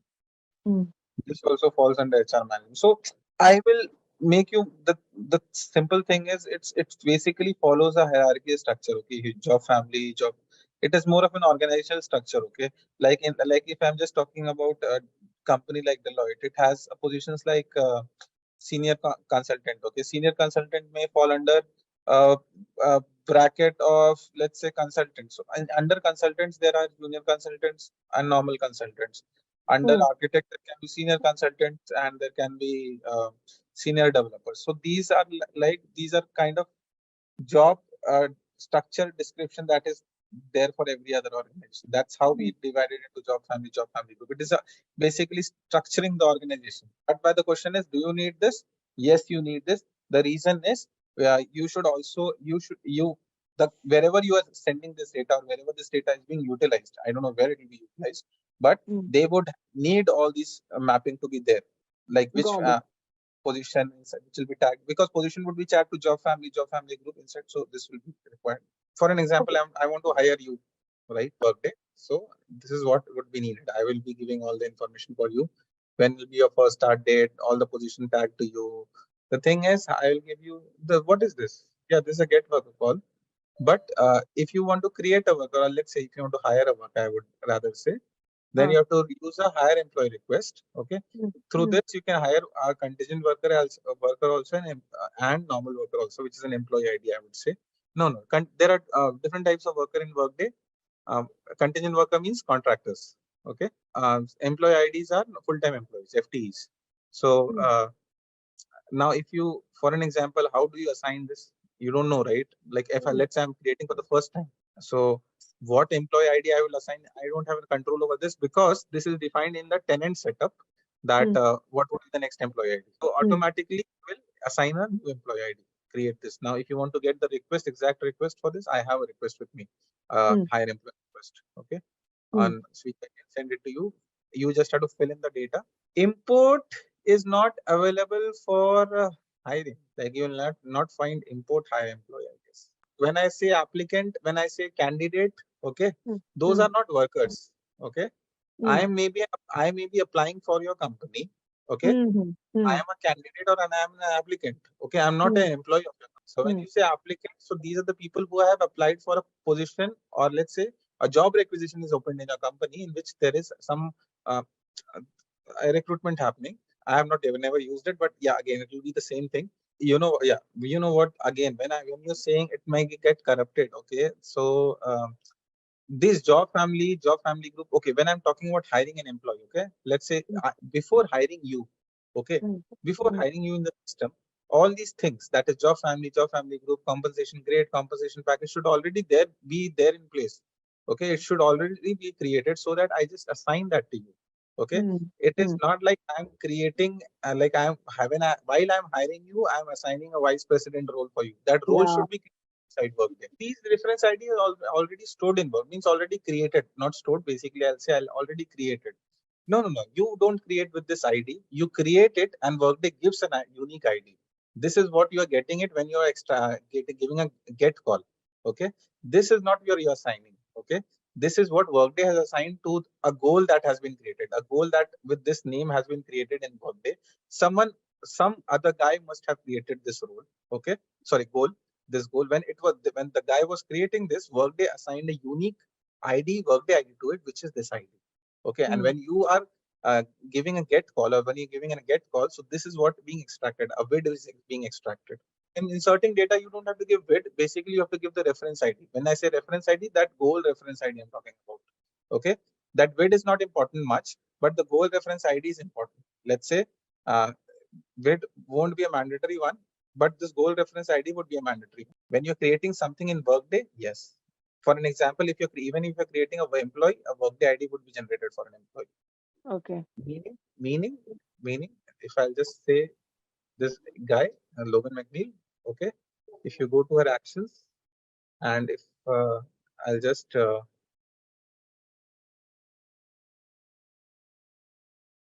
view IDs. So this is a Workday ID for this person. Yeah, everything that is there inside Workday will have a Workday ID.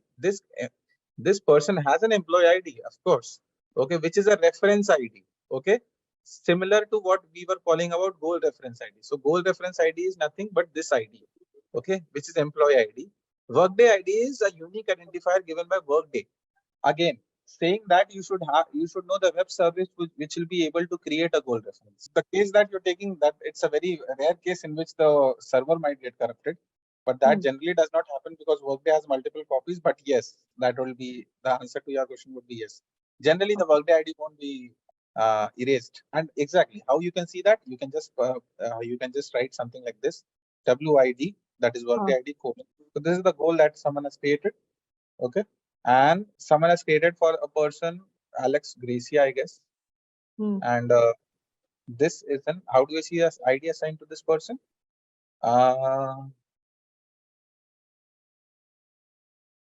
Integration IDs, view IDs. This is the same ID that we. Let me see where this is associated with. Now this goal is being assigned. Let me see the history. Let's see. Logan may be involved somewhere here in making this goal or something. Something should be there on this person. I have to see this. Actually, I have to go to his careers.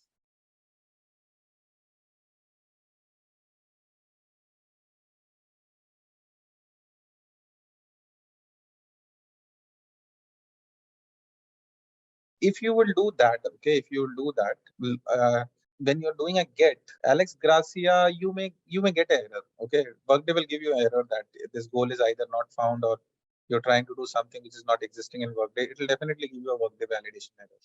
You cannot delete this guy. You can terminate this guy. You cannot delete this guy from the tenant. All right, let's test your knowledge. Here is a question for you. Which Workday REST API endpoint is used to create a new worker record? Option A /workers, option B /employees, option C /staff, option D /personnel. Take a moment to think, and when you are ready, choose the correct option. Remember, each choice holds a key to unlocking the answer. Good luck. Attention all tech enthusiasts. Are you eager to unlock the power of Workday's REST API? Look no further. Our comprehensive Workday REST API course is here to equip you with the skills you need to master this powerful tool. In this self-paced course, you will delve into the intricacies of Workday's REST API, unlocking a world of seamless integration and automation possibilities. From creating and updating records to retrieving data and executing complex business processes, our course covers it all. Our expert instructors have meticulously crafted a curriculum that combines theoretical knowledge with hands-on exercises, ensuring you gain practical experience every step of the way. Whether you're a developer, an IT professional, or simply someone looking to streamline your organization's workflows, this course is tailored to your needs. But don't just take our word for it. Our satisfied students rave about the clarity of our explanations, the depth of our content, and the invaluable insights they've gained through this course. Invest in your professional growth today and gain a competitive edge in the ever-evolving world of HR technology. Our course offers unbeatable value, providing you with a comprehensive learning experience at an affordable price.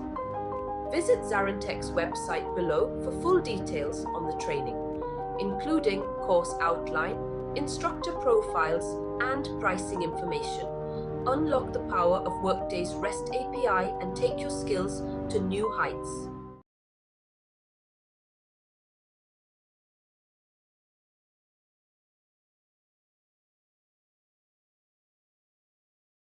Let's look at the first question. What is the Workday REST API and what is its purpose?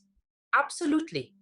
The Workday REST API is like the bridge that connects external applications with Workday's cloud-based human capital management, HCM, and financial systems. Imagine Workday as a fortress of valuable data about employees, payroll, finances, and more. The REST API acts as the gatekeeper, allowing authorized external apps to enter and interact with this data. So, what's its purpose? Well, think of it as opening up Workday's treasure trove of information to the wider world.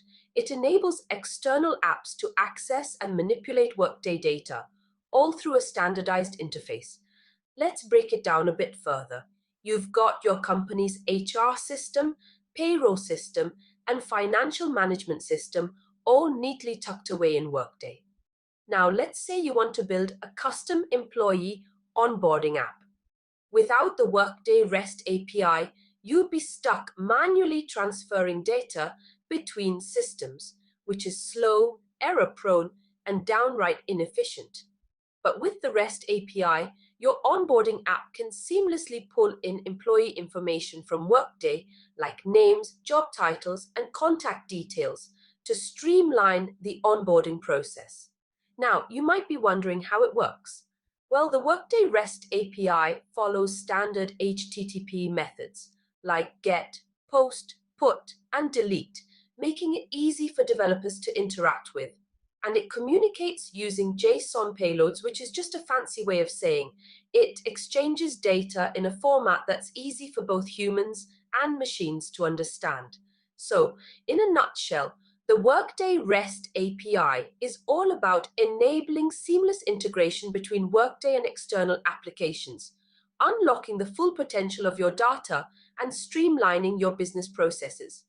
The Workday REST API plays a crucial role in connecting Workday with external systems, making data access and manipulation a breeze. With the Workday REST API, the possibilities for enhancing your business processes are virtually endless. Let's look at the next question. What are the key features and benefits of using the Workday REST API? The Workday REST API offers a range of features that make it a powerful tool for integrating Workday with external systems and applications. Let's break down some of its key features and benefits. Firstly, seamless integration with external systems and applications is a standout feature. Workday's REST API allows for smooth communication between Workday and other platforms, enabling data exchange without friction. For example, imagine a company using Workday for HR management and another system for payroll. With the Workday REST API, employee data can seamlessly flow between these systems, ensuring accuracy and efficiency. Next, the flexible and scalable architecture of the Workday REST API empowers developers to build custom integrations tailored to their specific needs. Consider a scenario where a company wants to integrate Workday with a custom-built analytics platform. The flexibility of the API allows developers to design an integration that meets the unique requirements of their analytics solution. Support for various authentication and authorization mechanisms is another crucial aspect. The Workday REST API offers robust security features, ensuring that only authorized users can access and modify data. Imagine a scenario where sensitive employee information is being accessed through the API. With proper authentication and authorization mechanisms in place, the risk of unauthorized access is significantly reduced. Comprehensive documentation and developer resources provided by Workday make it easier for developers to understand and leverage the API effectively. Think of it as a guidebook that helps developers navigate the intricacies of the API. With clear documentation and ample resources, developers can accelerate the integration process and troubleshoot any issues more efficiently. The ability to retrieve, create, update, and delete Workday data gives developers full control over the information exchanged through the API. Let's say our company needs to update employee records or create new positions within Workday. The API allows for these operations to be performed programmatically, saving time and reducing manual errors. Lastly, real-time data access and synchronization capabilities ensure that information is always up to date across integrated systems. Imagine a scenario where an employee updates their contact information in Workday. With real-time synchronization, this change is immediately reflected in all connected systems, eliminating discrepancies and ensuring data accuracy. With its seamless integration capabilities, flexibility, and comprehensive security features, the Workday REST API is a valuable tool for modern organizations. Let's look at the next question. What authentication methods are supported by the Workday REST API? Workday's REST API offers several authentication methods to ensure secure access to its resources. Let's break them down. Firstly, there's OAuth 2.0. This method provides token-based authentication, which means users or applications are issued tokens that grant access to Workday resources.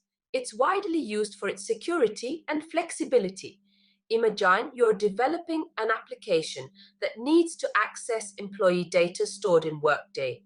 With OAuth 2.0, your app can request a token from Workday, which it can then use to authenticate and access the necessary information. Next, there's basic authentication. This method involves providing a username and password for authentication. While not as secure as OAuth 2.0, it's still widely used and relatively straightforward. For example, if you're accessing Workday resources through a script or a simple application, basic authentication might be suitable.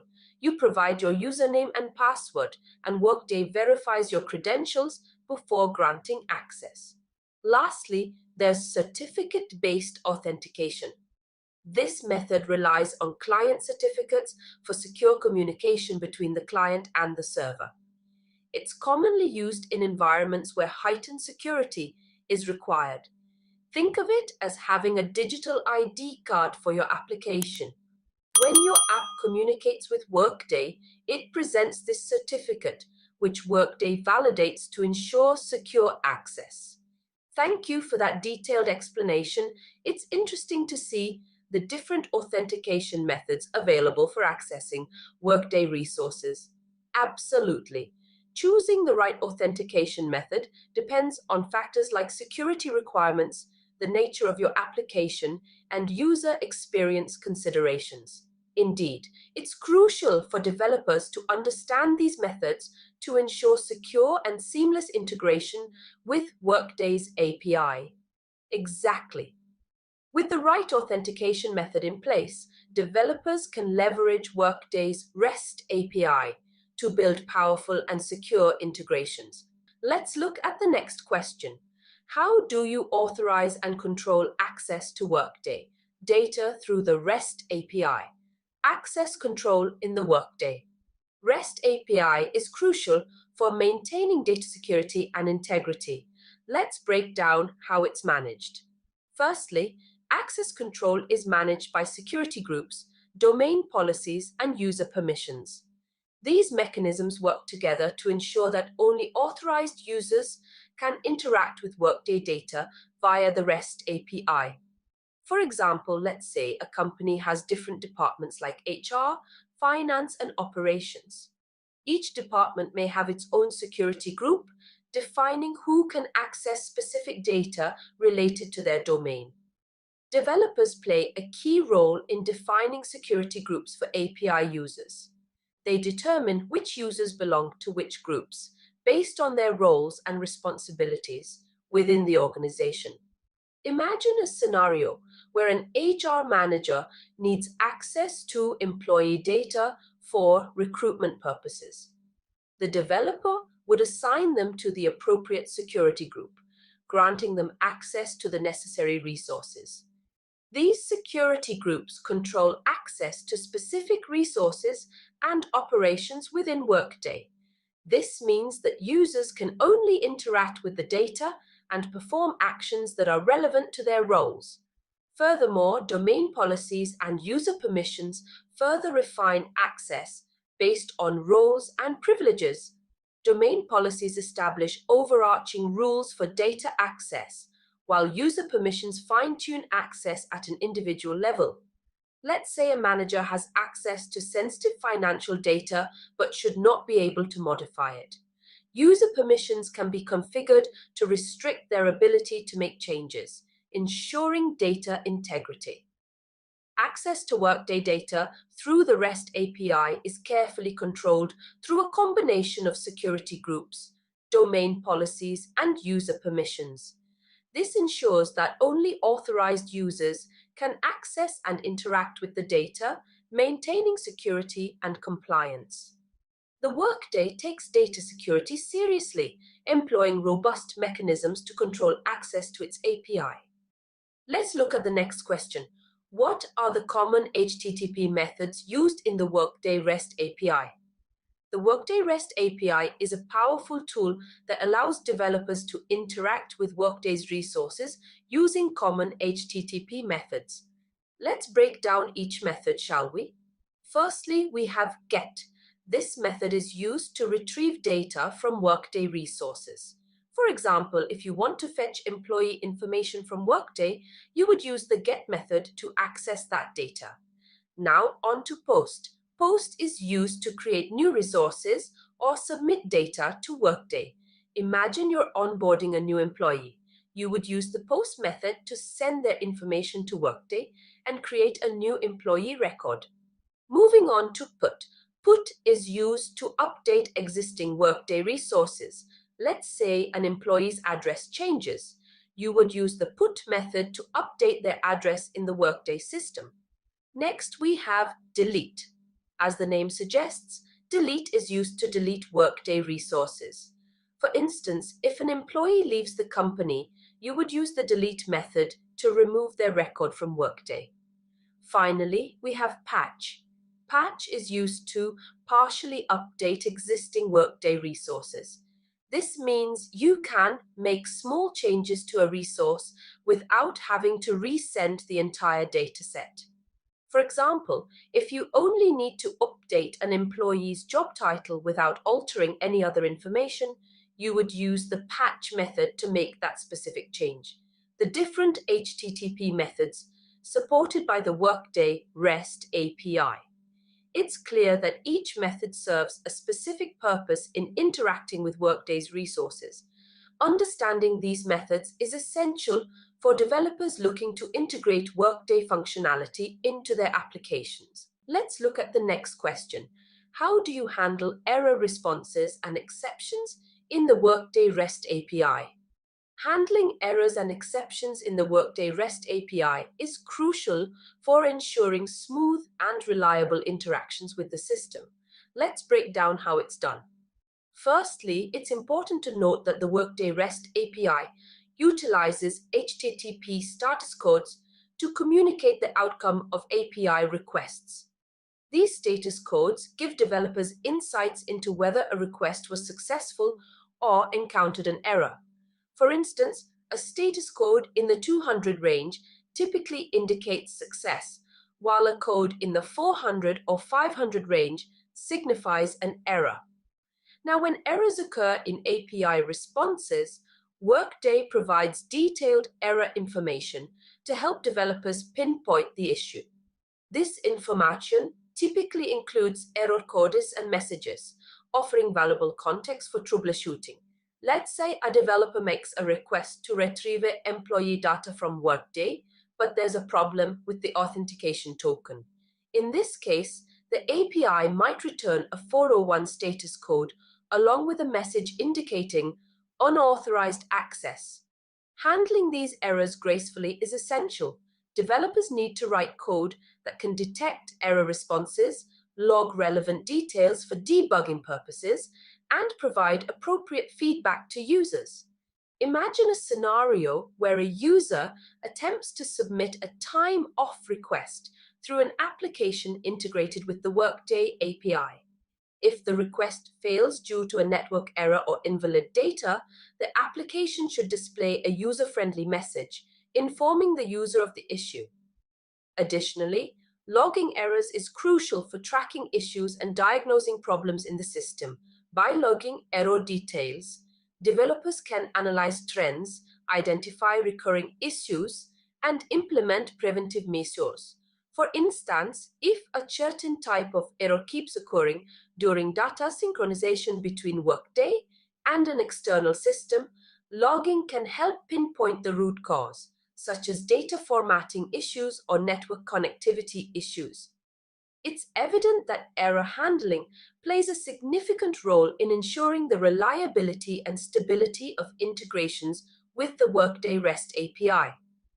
By implementing robust error handling mechanisms, developers can enhance the resilience of their applications and provide a smoother experience for users. Let's look at the next question. What are the considerations for API error handling and fault tolerance when using the Workday REST API? When it comes to integrating with the Workday REST API, effective error handling and fault tolerance are paramount for smooth operations. Let's break down some considerations, shall we? Firstly, robust error handling mechanisms are essential. This means catching and logging exceptions that may occur during API calls and providing users with clear, meaningful error messages. For instance, imagine a scenario where a request to retrieve employee data fails due to a connectivity issue. A well-handled error would log the issue and inform the user of the problem, such as unable to retrieve employee data at this time. Please try again later. Additionally, implementing retry logic with exponential backoff can help handle transient errors gracefully. Instead of immediately retrying failed requests, the system waits for progressively longer intervals before attempting again. Let's say a request to update a worker's information fails due to a temporary network hiccup. With exponential backoff, the system retries the request after a short delay, then gradually increases the delay with each subsequent attempt, giving the system time to recover. Designing integrations with fault tolerance is equally crucial. This involves implementing patterns like circuit breakers to prevent system overload and cascading failures. Imagine a scenario where a surge in API requests overwhelms the back-end systems. A circuit breaker mechanism would temporarily halt further requests to prevent the system from becoming overwhelmed, thus protecting its stability. Additionally, using fallback mechanisms can help mitigate the impact of failures. These mechanisms provide alternative methods or data sources when the primary API endpoint is unavailable. For example, if a request to retrieve financial data fails, a fallback mechanism might retrieve cached data or provide a default value to ensure that critical processes can continue without disruption. Regularly monitoring error logs and setting up alerts for critical errors is another important aspect of maintaining fault tolerance. This allows teams to proactively identify and address issues before they escalate. Finally, having a well-defined incident response plan is essential for resolving API-related issues quickly. This plan should outline steps for identifying, troubleshooting, and resolving issues, ensuring minimal impact on operations. An effective error handling and fault tolerance strategies are essential for successful Workday REST API integrations. By implementing these best practices, organizations can ensure the reliability and stability of their integrations, ultimately enhancing overall performance. Let's look at the next question. What is the role of the Workday API Explorer and how does it help developers? The Workday API Explorer serves as a handy tool for developers venturing into the realm of Workday's REST API. Think of it as your trusty guide, helping you navigate through the vast landscape of data and functionality within Workday. Now, let's break it down. Workday's REST API supports pagination, which is essentially a way to efficiently handle large sets of data. Imagine you're trying to retrieve a list of employees from Workday, but there are thousands of them. Pagination helps you manage this abundance of data without overwhelming your system. With the API Explorer, developers can specify pagination parameters right within their API requests. This means you can define things like the page size, how many records per page, and the page number you're interested in. For instance, let's say you're building an application that displays employee information. By using the API Explorer, you can set the page size to, let's say, 50 employees per page. Then, you can specify which page you want, like page 1, page 2, and so on. Now, here's where it gets interesting. When you make a request using the API Explorer, The response you receive includes pagination metadata. This includes essential details like the total count of records available and the URL for the next page of results. Think of it as your roadmap through the data. The metadata tells you how much data there is in total and provides a direct link to the next batch of records, making it easy for developers to fetch data efficiently. However, it's important to note that while Workday provides pagination metadata, developers still need to implement pagination logic in their applications. This means handling the retrieval and processing of data across multiple pages effectively. Let's say you're building that employee information app we mentioned earlier. You'd need to write code that iterates through each page of employee records, fetching them one by one until you've retrieved all the data you need. The Workday API Explorer acts as a gateway to Workday's vast treasure trove of data. It empowers developers to harness the power of pagination for efficient data retrieval, all while providing essential metadata to guide them along the way. The API Explorer plays a crucial role in simplifying data retrieval and processing for developers working with Workday's REST API. It's a game changer for developers looking to leverage Workday's rich functionality in their applications. Let's look at the next question. What are the best practices for designing and consuming the Workday REST API? Designing and consuming the Workday REST API involves several key practices to ensure smooth integration and efficient operation. Let's break them down. Firstly, it's important to follow RESTful principles with appropriate HTTP methods. This means using methods like GET, POST, POT, and DELETE for CRUD operations, ensuring consistency and predictability in API interactions. For example, if you're retrieving employee data from Workday, you would use the GET method to request information, and if you're updating employee records, you would use the PUT method. Ensuring clear API endpoints and consistent resource naming is crucial for developers. This simplifies the integration process and makes it easier to understand and use the API. Imagine you're working with Workday's API to manage employee profiles. Having clear endpoints like employees for retrieving employee data and employees ID for accessing specific employee records makes the API intuitive and user-friendly. Implementing strong authentication and authorization mechanisms is paramount to protect sensitive data. This involves using secure protocols like OAuth 2.0 and ensuring that only authorized users can access the API. For instance, Workday's API may require authentication tokens generated through OAuth 2.0, ensuring that only authenticated users with the necessary permissions can interact with employee data. Validating input data is essential to prevent security vulnerabilities like SQL injection or cross-site scripting. By validating and sanitizing user inputs, you can safeguard against potential exploits. Imagine a scenario where a malicious user tries to inject malicious code into a request to manipulate employee records. Input validation would detect and block such attempts, maintaining data integrity. Handling errors gracefully with clear messages is crucial for a positive developer experience. Instead of cryptic error codes, provide descriptive messages that help developers troubleshoot issues quickly.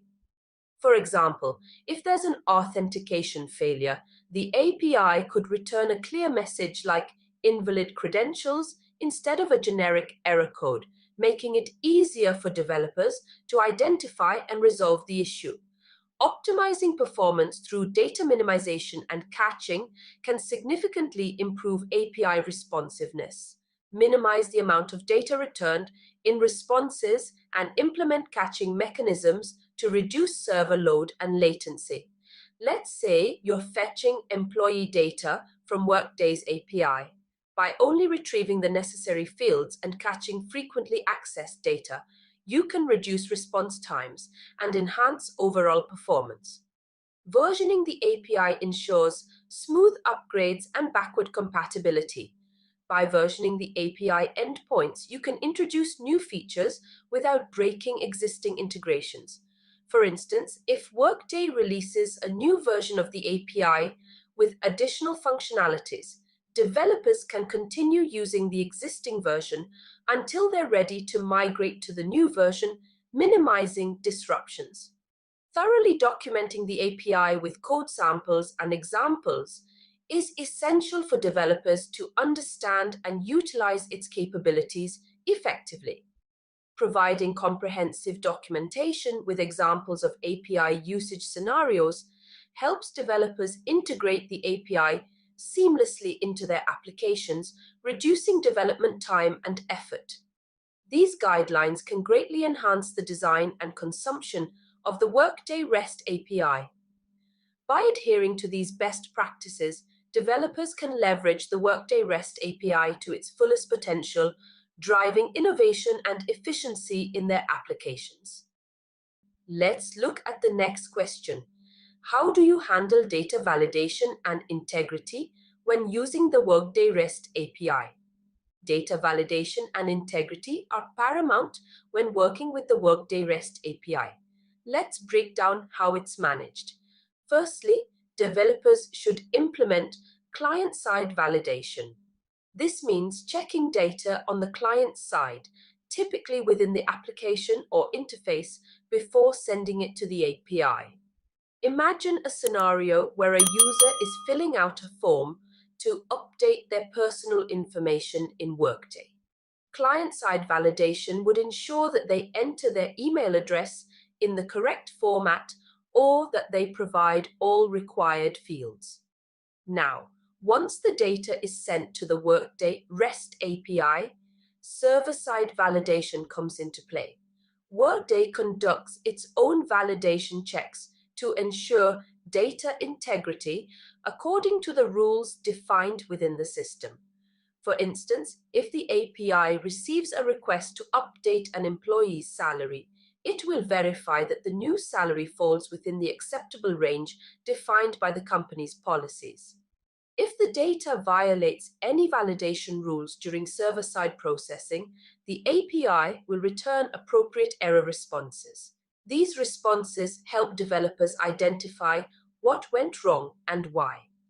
Let's say a request to add a new employee is sent with a missing required field, such as the employee's start date. The API would respond with an error message indicating the missing data. Handling and communicating these errors to users is crucial. Developers need to ensure that users are informed of any issues with their data entry and guide them on how to correct it. For instance, if a user attempts to submit a form with invalid data, the application should display a clear error message explaining the issue and provide instructions on how to rectify it. It's evident that data validation plays a crucial role in maintaining data accuracy and integrity within the Workday ecosystem. By implementing both client-side and server-side validation mechanisms, developers can ensure that only accurate and compliant data enters the Workday system. Let's look at the next question. What is the purpose of API versioning in the Workday REST API? API versioning in the Workday REST API serves a crucial purpose in ensuring smooth evolution and compatibility of integrations. Imagine you have an application integrated with the Workday system, utilizing its API to fetch employee data. Now, Workday decides to introduce new features or enhancements to its API. With API versioning, Workday can roll out these changes without disrupting existing integrations.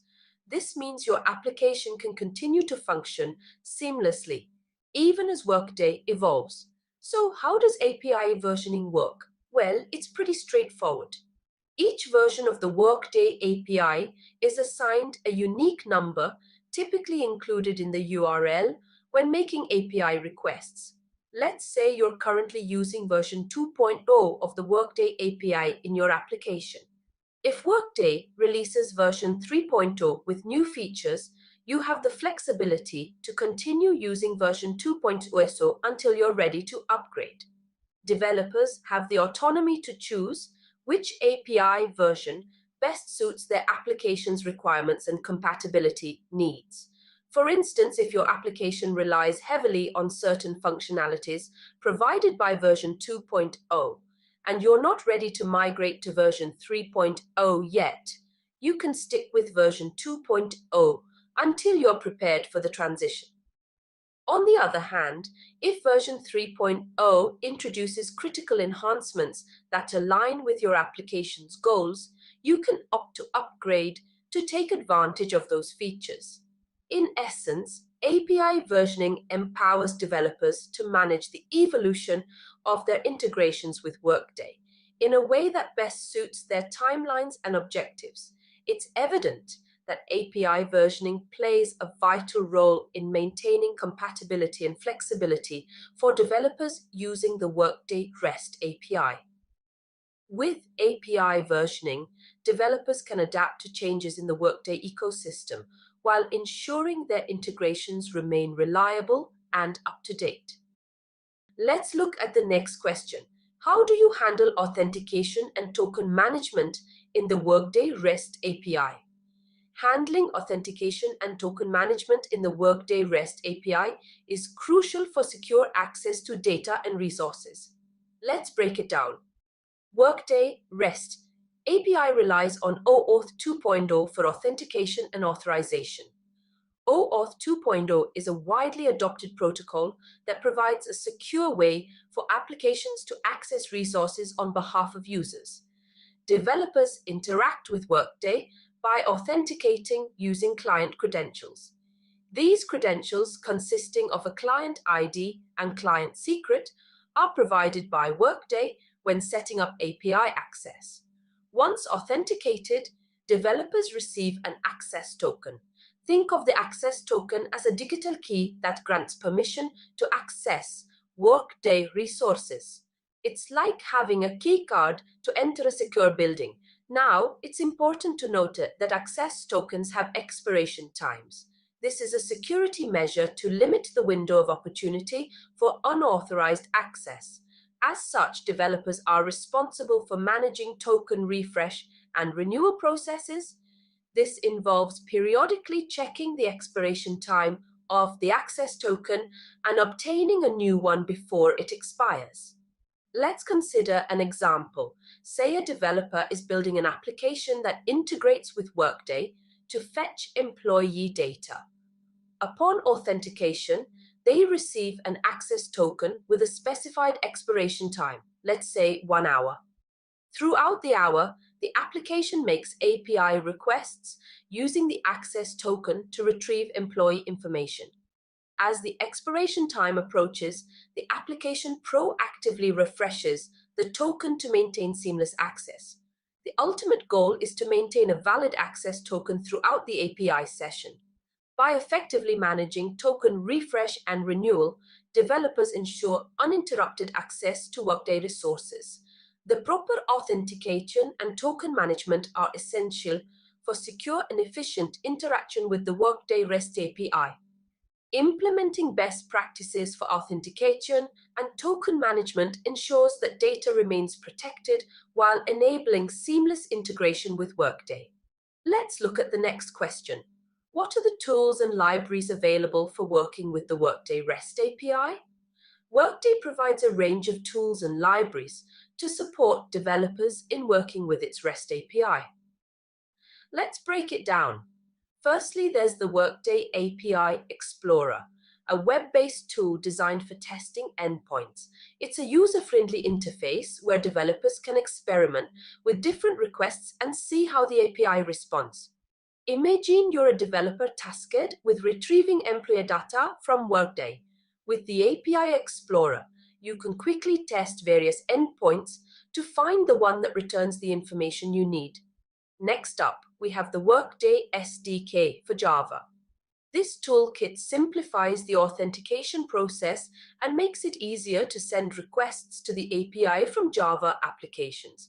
Let's say you're building a custom HR application using Java. Instead of manually handling authentication tokens and crafting HTTP requests, you can leverage the Workday SDK to streamline these tasks. Similarly, there's the Workday SDK for .NET, tailored for developers working with the .NET framework. It provides the same benefits as the Java SDK, but is optimized for the .NET environment. If you're familiar with CT and developing applications on the .NET platform, this SDK offers a convenient way to integrate Workday's REST API into your projects. Lastly, Workday offers Postman collections. These are pre-built sets of requests and workflows designed specifically for testing Workday API endpoints within the popular Postman tool.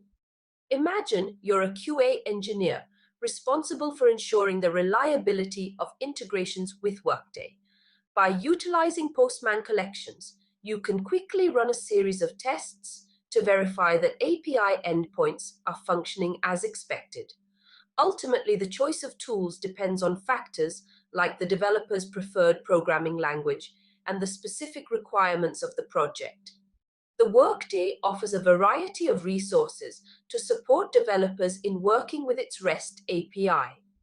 These tools are designed to simplify the integration process and empower developers to build robust solutions that leverage the power of Workday's platform. Let's look at the next question.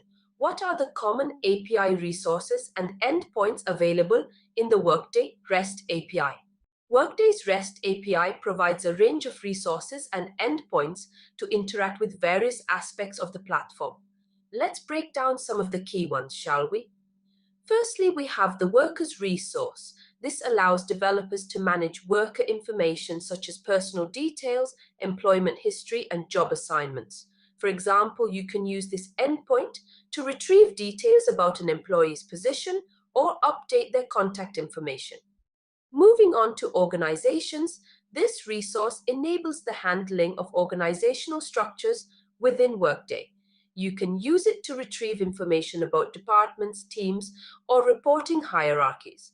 For instance, you might need to fetch details about a specific department's manager or its subunits.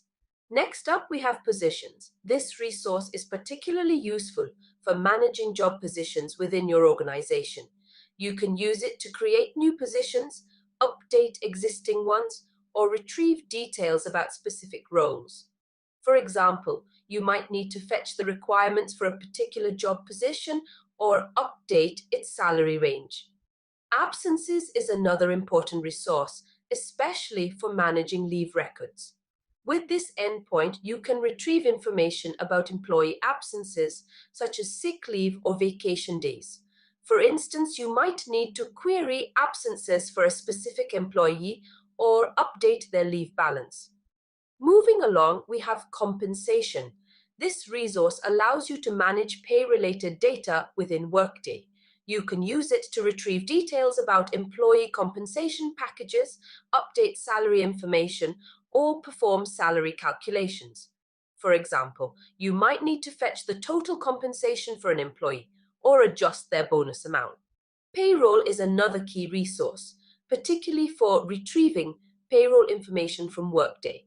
This endpoint provides access to details such as pay stubs, tax withholdings, or direct deposit information. For instance, you might need to fetch a specific employee's payroll records or generate payroll reports for a particular period. Lastly, we have recruiting. This resource is essential for managing hiring processes within Workday. You can use it to create job requisitions, manage candidate applications, or schedule interviews. For example, you might need to fetch details about a job opening or update the status of a candidate's application. Developers looking to integrate with Workday can consult the platform's API documentation for more information on these resources and endpoints. It provides detailed guidance on how to interact with each API, including authentication, request parameters, and response formats. The Workday's REST API offers a wide range of resources to support various integration needs. With these resources and endpoints, developers can seamlessly integrate Workday functionality into their applications, enhancing efficiency and streamlining processes. Let's look at the next question. How do you handle error logging and monitoring when using the Workday REST API? Error logging and monitoring are like the guardians of stability when it comes to applications utilizing the Workday REST API.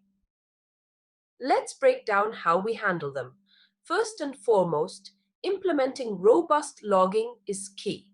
This means capturing every detail of API interactions and any errors encountered along the way. For instance, let's say we have an application that pulls employee data from Workday using the REST API. If there's a hiccup in the process, detailed logging will record what went wrong, where, and why. Next up, using monitoring tools is essential. These tools keep a watchful eye on the performance of the API and flag any anomalies or errors that arise.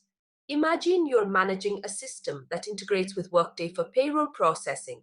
Monitoring tools will alert you if there's a sudden spike in response times or if certain requests start failing unexpectedly. Lastly, setting up alert systems is crucial for swift action. When critical errors occur, you want your team to be notified immediately so they can jump into action and resolve the issue. For example, let's say your application relies heavily on data from Workday for scheduling shifts. If there's an error retrieving that data, an alert system would notify the scheduling team promptly to prevent disruptions. And error logging and monitoring play a vital role in maintaining stability and reliability when working with the Workday REST API. By implementing strong logging, using monitoring tools, and setting up alert systems, you can ensure that your applications run smoothly and any issues are addressed promptly. Let's look at the next question. How do you handle API versioning and backward compatibility in the Workday REST API? API versioning and backward compatibility are key aspects of working with the Workday REST API. Let's break it down. Workday employs a straightforward approach to API versioning. Each API is assigned a version number, which is included in the URL when accessing it. This ensures that developers can specify which version of the API they intend to use. For example, let's say we're accessing the employee's endpoint of the Workday API. The URL might look something like this: https api.workday.com v2 employees. Here, v2 denotes the version of the API being accessed. Now, when a new version of the API is released, Workday provides detailed release notes and migration guides. These resources help developers understand any changes or updates introduced in the new version. Imagine a scenario where Workday releases version 3 of the API. Developers can refer to the release notes to learn about any new features, deprecated endpoints, or changes in behavior. Developers must design their applications to manage various API versions effectively. This involves ensuring backward compatibility with existing integrations. Let's say a company has integrated their HR system with Workday using version 2 of the API. If they decide to upgrade to version 3, their application should still function smoothly without any major disruptions. However, it's important to note that migration to newer versions should be done judiciously. While backward compatibility helps mitigate risks, there may be instances where upgrading to a newer version is necessary to leverage new features or improvements.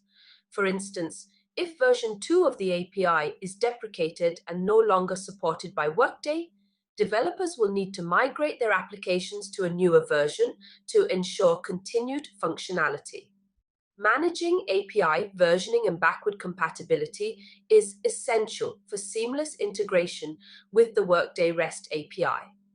By following best practices and staying informed about API updates, developers can ensure their applications remain robust and up to date. Let's look at the next question. What are the security best practices when using the Workday REST API? When it comes to using the Workday REST API securely, there are several key practices to keep in mind. Let's break them down. Firstly, it's crucial to use HTTPS for encrypted traffic. This ensures that data transmitted between your application and the Workday API is encrypted, protecting it from interception by malicious actors. For example, imagine you're retrieving sensitive employee data from Workday. Using HTTPS ensures that this data remains confidential as it travels over the network. Next, authentication and authorization using OAuth 2.0 are essential. This protocol allows your application to securely access Workday resources on behalf of users while ensuring that only authorized users can access specific data. Consider a scenario where an HR system needs to retrieve employee information from Workday. OAuth 2.0 ensures that only authenticated users with the necessary permissions can access this data. Validating user input is another important aspect of security. By validating input data, you can prevent common attacks, such as SQL injection or cross-site scripting. Imagine a scenario where a user submits a malicious script through a form in your application. Input validation ensures that this script is detected and blocked, preventing potential damage. Implementing rate limiting is also crucial to prevent denial of service attacks. By limiting the number of requests that can be made to the Workday API within a certain time frame, you can protect against excessive traffic that could overwhelm your system. For instance, if an attacker attempts to flood your application with a large number of requests, rate limiting helps to mitigate the impact by throttling the number of requests allowed. Securely storing API credentials is paramount. This means avoiding hard-coding credentials in your application code and instead using secure storage mechanisms such as environment variables or a dedicated secrets management solution. Regularly updating libraries for security is another essential practice. This ensures that any vulnerabilities in third-party libraries used by your application are patched promptly, reducing the risk of exploitation.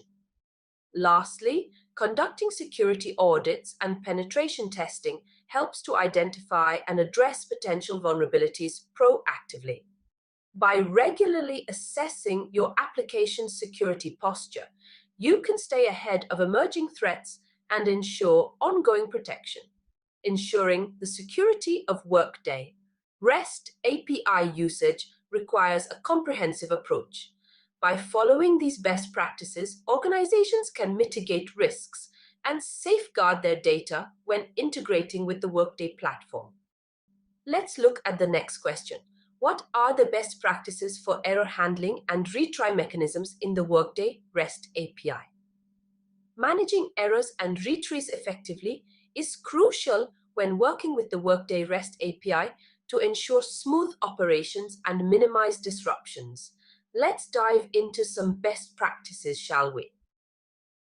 Firstly, it's important to handle and log error responses from the Workday REST API. This involves capturing detailed information about any errors encountered during API calls, such as error codes, descriptions, and timestamps.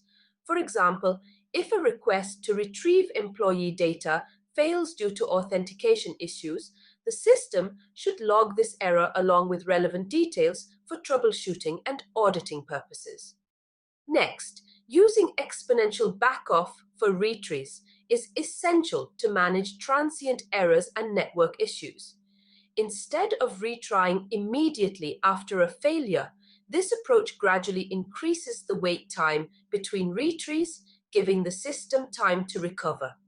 Imagine if a request to update employee records fails due to a temporary network outage.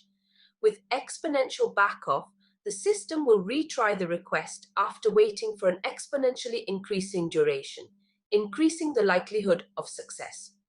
Setting timeouts for API requests is another best practice. By defining a maximum duration for API calls, you prevent long-running or hung requests from impacting system performance. For instance, if a request to retrieve large amounts of data takes longer than expected, setting a timeout ensures that the request is aborted to free up resources and prevent potential bottlenecks. Implementing retry logic for rate limiting and throttling errors is crucial to ensure continuous operation. When the API imposes limits on the number of requests per minute, retries can help manage these limitations effectively.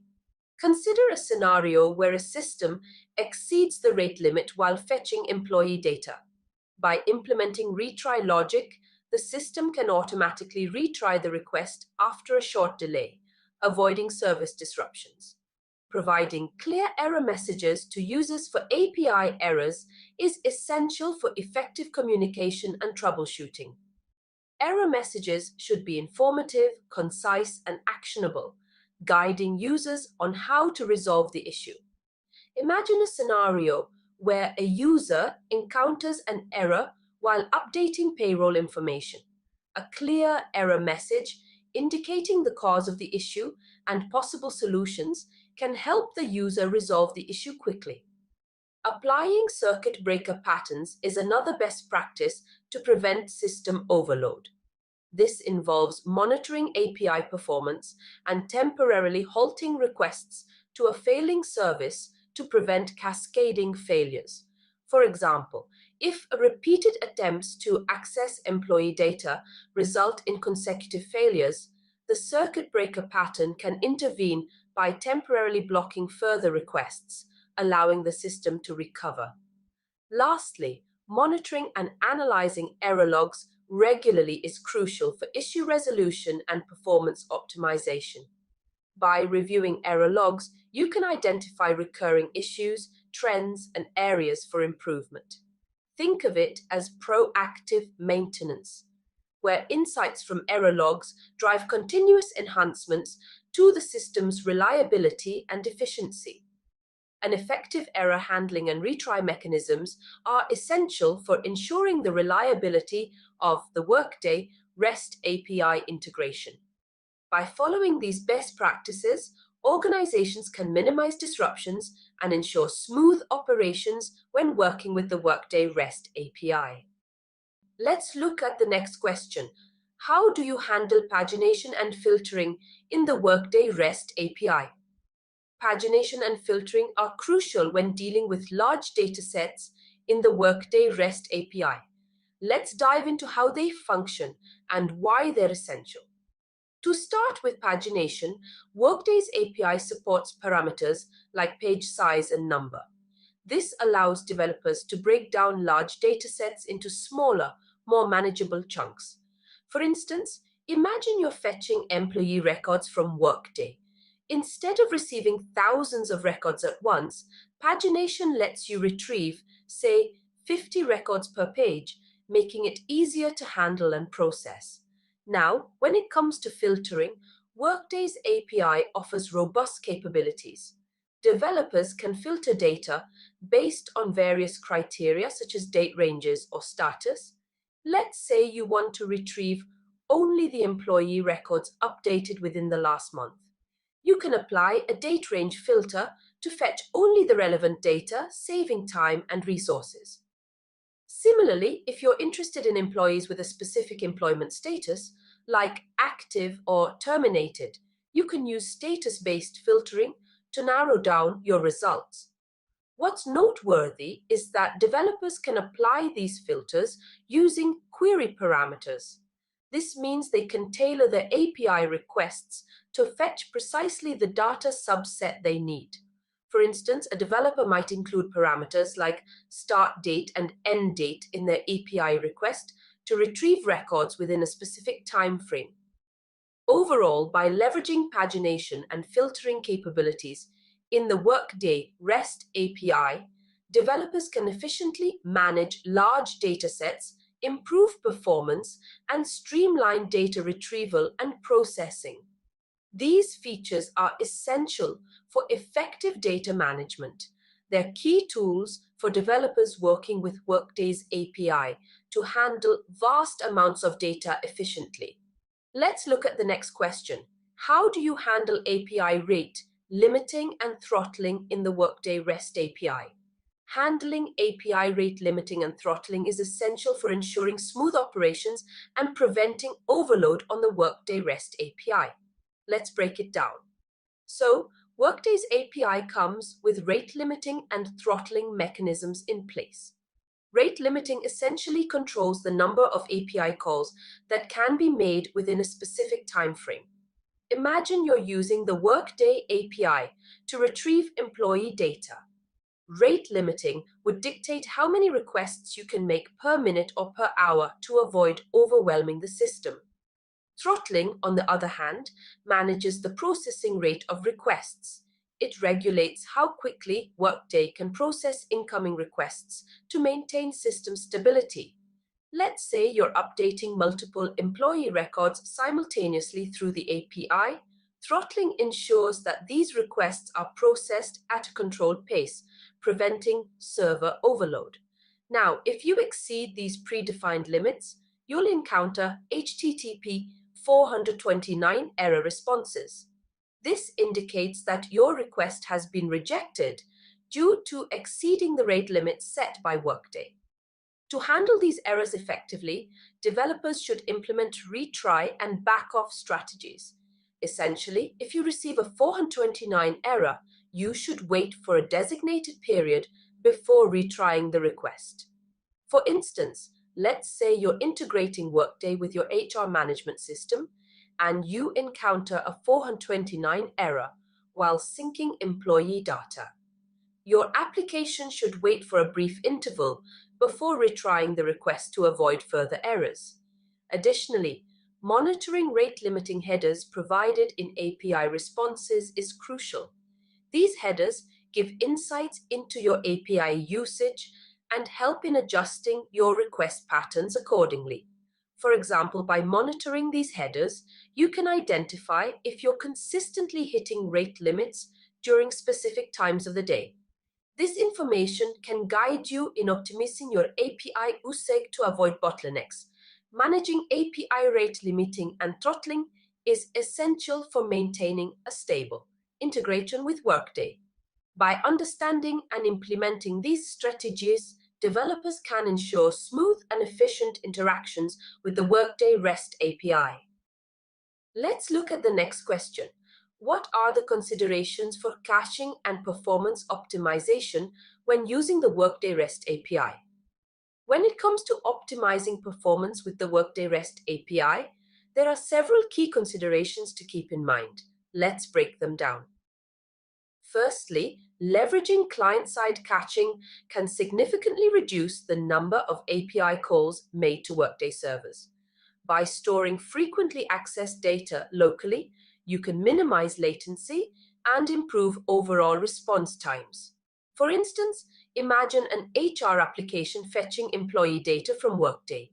Instead of fetching the same data repeatedly, the application can cache it locally, reducing the need for repeated API calls. Employing HTTP caching headers is another important strategy for data transfer efficiency. By setting appropriate caching headers in API responses, you can instruct clients and intermediaries to cache responses, reducing network traffic and server load. Consider a scenario where a mobile app retrieves employee profiles from Workday. By including caching headers in the API response, you can ensure that the app caches the data locally, improving performance and reducing data usage. Optimizing API requests by selecting only the necessary fields is crucial for minimizing data transfer overhead. Instead of fetching entire records, you can specify which fields to include in the response, reducing payload size and improving response times. Imagine a scenario where a finance application needs to retrieve expense data from Workday. By requesting only the relevant fields, such as amount and date, the application can receive a more concise response, enhancing performance. Implementing parallelism for concurrent API requests can also boost performance significantly. By sending multiple requests simultaneously, you can utilize available resources more efficiently and reduce overall response times. Let's say an analytics platform needs to retrieve data from multiple Workday endpoints. By executing API requests in parallel, the platform can aggregate data more quickly, enabling faster insights. Monitoring performance metrics is essential for identifying and optimizing bottlenecks in API usage. By tracking metrics like response time and throughput, you can pinpoint areas for improvement and optimize accordingly. For instance, if an HR system experiences slow response times when fetching employee records, monitoring performance metrics can help identify the root cause, such as inefficient API calls or network latency. Lastly, applying data compression techniques can reduce API payload size, resulting in faster data transfer and improved performance. Techniques like gzip compression can significantly reduce the size of JSON payloads without sacrificing data quality. Consider a scenario where a mobile app needs to download large datasets from Workday. By compressing the API payloads, you can reduce bandwidth usage and improve the app's responsiveness. And optimizing performance with the Workday REST API requires a combination of strategies to minimize latency and maximize efficiency. By implementing these considerations, organizations can ensure that their integrations with Workday are fast, reliable, and scalable. Page 4. All right, let's test your knowledge. Here is a question for you. How are related objects retrieved when making a GET request to the Workday REST API? Option A. By default, all related objects are included. Option B. By specifying the related objects in the request URL. Option C. By using the $select query parameter. Option D. By using the $expand query parameter. Take a moment to think, and when you are ready, choose the correct option. Remember, each choice holds a key to unlocking the answer. Good luck. Let's look at the next question. What are the best practices for API testing and validation when working with the Workday REST API? API testing and validation play a crucial role in ensuring seamless integrations with the Workday REST API. Let's dive into the best practices. Firstly, it's essential to develop comprehensive test cases covering various scenarios. This means testing different functionalities, data inputs, and error handling to ensure the API behaves as expected. For instance, let's say you're integrating Workday's API to retrieve employee information. Test cases would include scenarios like searching for specific employees, handling invalid inputs, and verifying error messages. Validating requests and responses against expected formats and schemas is another vital practice.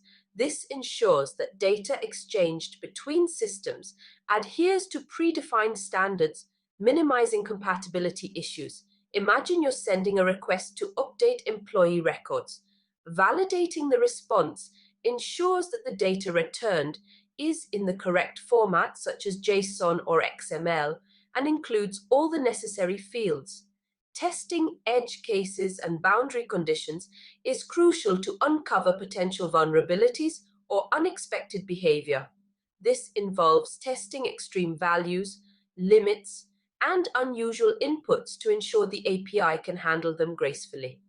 For example, if you're integrating a time tracking system with Workday, testing edge cases might include scenarios like entering negative time values or dates far in the past. Implementing automated testing frameworks is highly recommended for regression tests. Automation streamlines the testing process, allowing for frequent and efficient validation of API changes without manual intervention.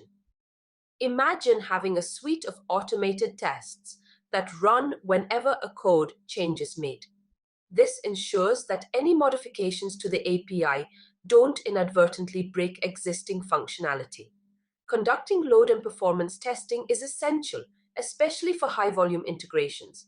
This involves simulating heavy traffic to evaluate how the API performs under different load conditions. For instance, if you're integrating a payroll system with Workday, load testing helps determine how well the API handles simultaneous requests from thousands of employees during payroll processing. Performing security testing is critical to identify and mitigate potential vulnerabilities. This includes testing for common security threats like SQL injection, cross-site scripting XSS, and authentication bypass. Collaborating with Workday API support is invaluable for resolving issues promptly. If you encounter any challenges or unexpected behavior, reaching out to Workday's support team can help expedite the resolution process. It's evident that thorough API testing and validation are essential for successful integrations with the Workday REST API. By following these best practices, organizations can ensure the reliability, security, and performance of their Workday API integrations. Let's look at the next question. How do you handle API documentation and developer onboarding when working with the Workday REST API? When it comes to integrating with the Workday REST API, having clear documentation is key. Let's explore some best practices. Firstly, Workday offers comprehensive documentation that covers everything developers need to know. This includes details on endpoints, authentication methods, and how to use the API effectively. Imagine you're a developer tasked with integrating your company's HR system with Workday. By reviewing the documentation provided by Workday, you gain a clear understanding of how to authenticate requests and access employee data. It's essential for developers to thoroughly review the documentation before diving into integration work. This ensures they have a solid understanding of the resources available and how to interact with them. For instance, if you're building an application that needs to retrieve employee information from Workday, understanding the structure of API endpoints and the parameters required for querying data is crucial. Developer portals and forums also play a vital role in supporting developers during the onboarding process. These platforms provide additional resources such as tutorials, code samples, and community forums where developers can ask questions and share insights. Let's say you encounter a roadblock while integrating with the Workday API. By visiting the developer portal or forum, you can often find solutions to common issues or seek assistance from fellow developers. Clear documentation accompanied by sampler code can significantly aid in the integration process. Having access to example requests and responses helps developers understand how to structure their own API calls effectively. For example, Workday might provide sample code snippets demonstrating how to authenticate a request using OAuth 2.0 or how to retrieve specific data fields from an employee record. It's evident that clear documentation and support resources are essential for developers working with the Workday REST API. With the right documentation and support in place, developers can integrate with the Workday API smoothly and efficiently, enabling seamless interactions with HR data. Let's look at the next question. What are the considerations for API versioning and compatibility when integrating with the Workday REST API? When integrating with the Workday REST API, it's crucial to pay close attention to API versioning and compatibility to ensure smooth operations and minimize disruptions. Let's explore some key considerations in detail. Workday employs a versioning scheme in the API URL to specify different versions.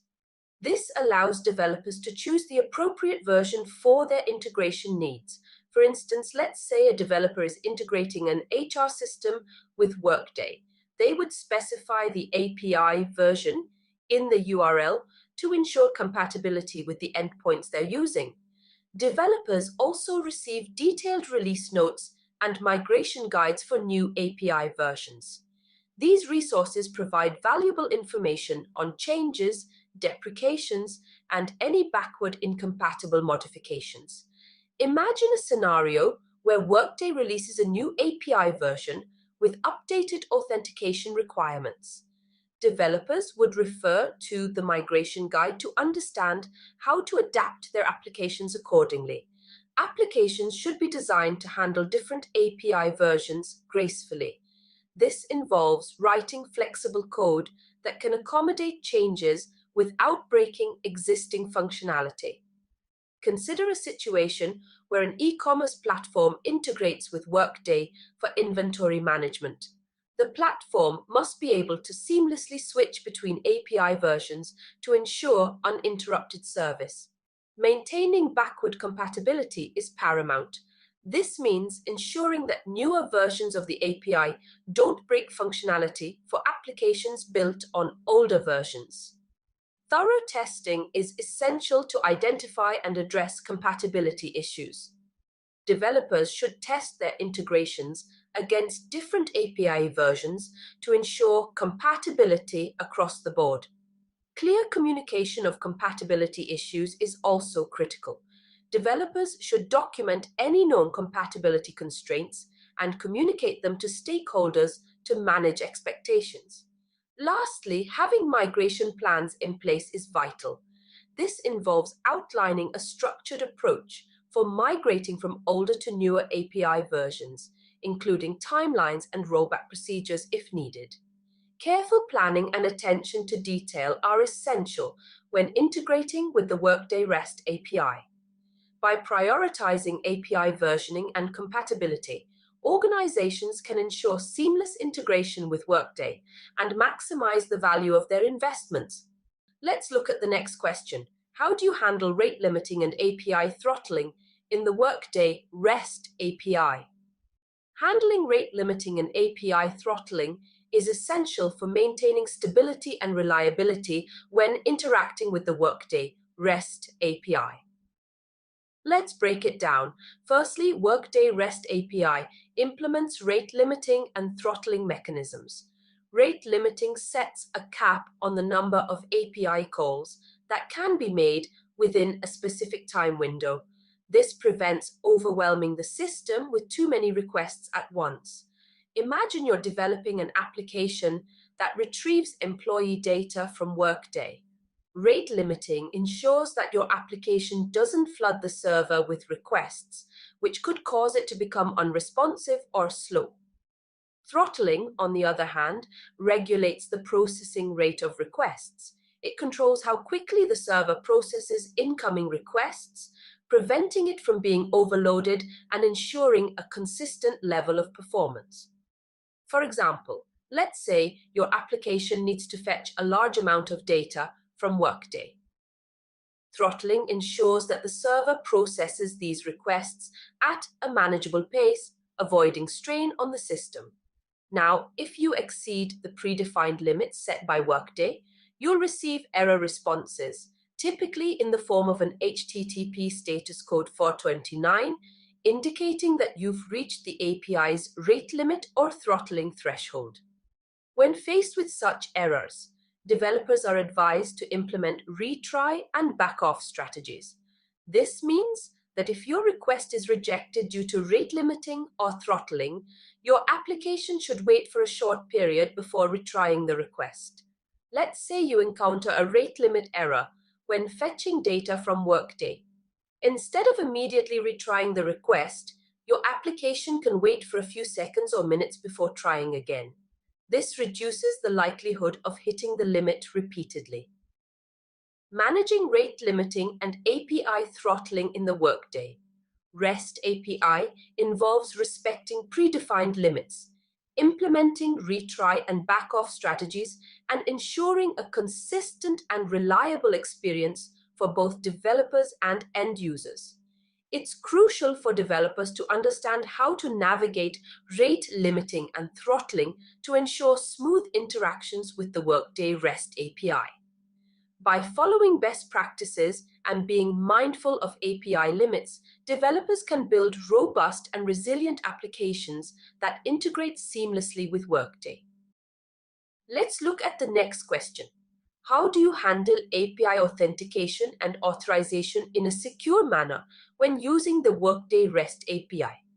API authentication and authorization are paramount when it comes to safeguarding sensitive data and ensuring only authorized users can access it. Let's dive into how we handle this securely. Firstly, understanding the importance of API authentication and authorization cannot be overstated. With Workday dealing with sensitive HR and financial data, unauthorized access can have significant consequences. It's like having a locked vault for your valuable information. Now, Workday supports various authentication methods, but the recommended approach is OAuth 2.0.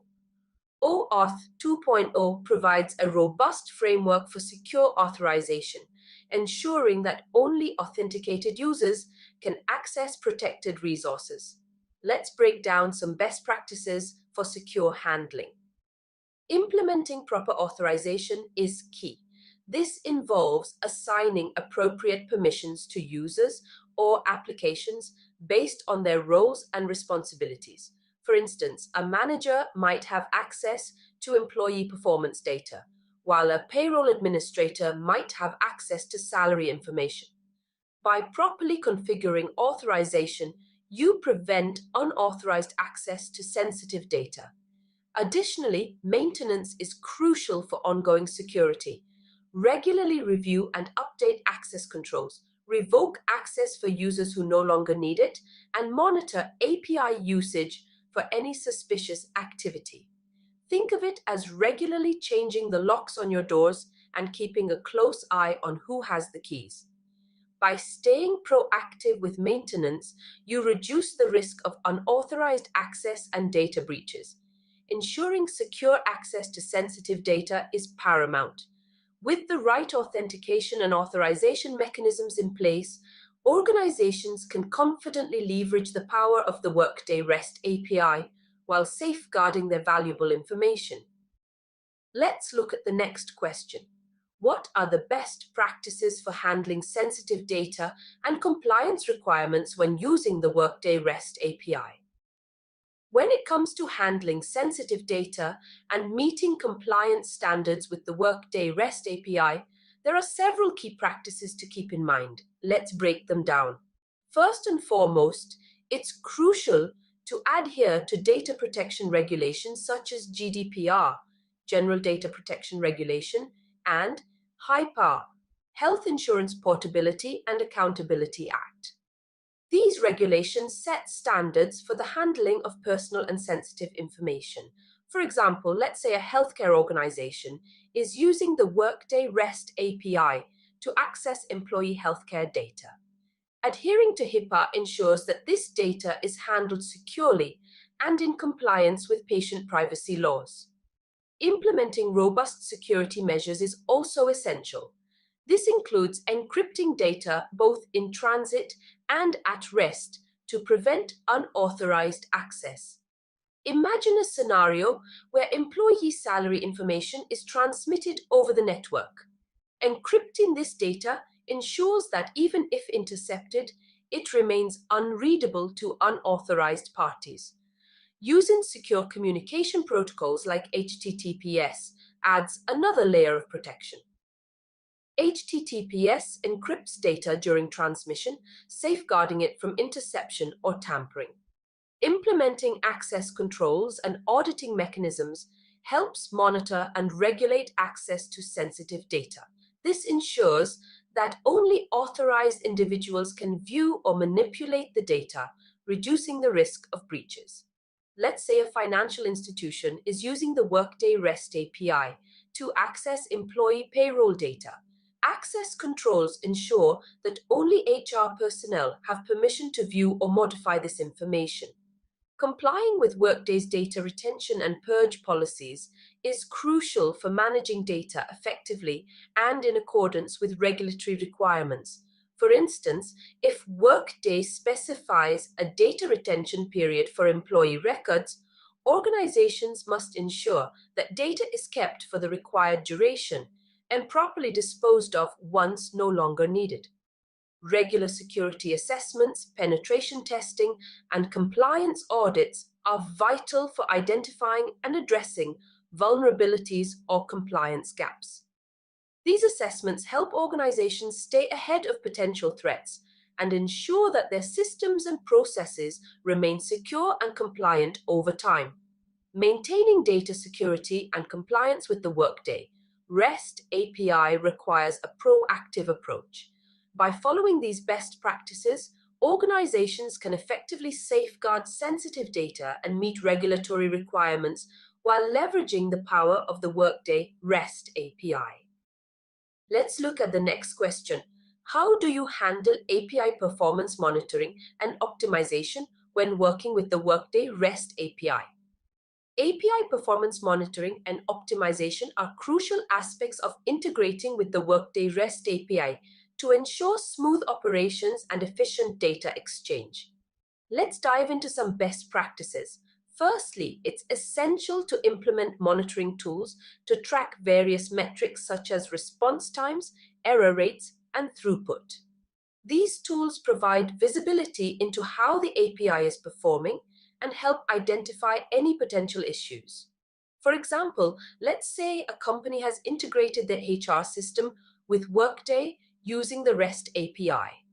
Monitoring tools would allow them to track how quickly requests are processed and if there's an increase in error rates during peak usage times.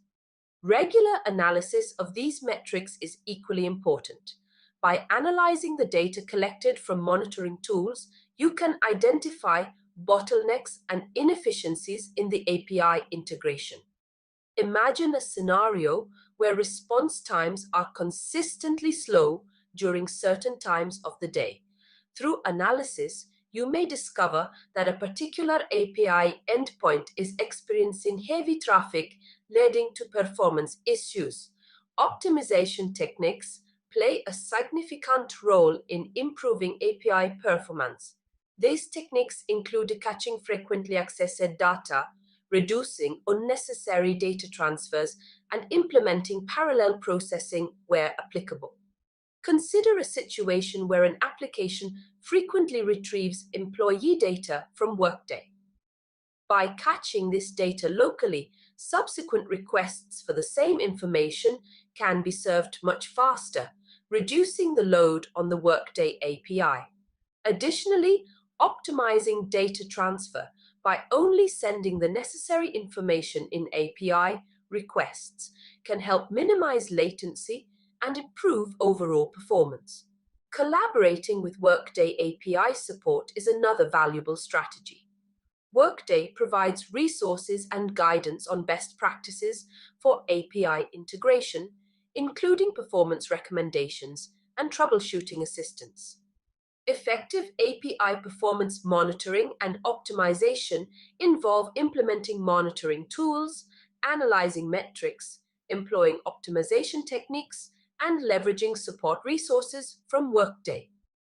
Monitoring and optimizing API performance are essential for a seamless integration with the Workday REST API. With the right approach, organizations can ensure that their systems work efficiently and effectively with Workday. Let's look at the next question. What is the role of the Workday API Explorer and how does it help developers? The Workday API Explorer serves as a valuable tool for developers working with the Workday REST API. Let's unpack its role and functionalities, shall we?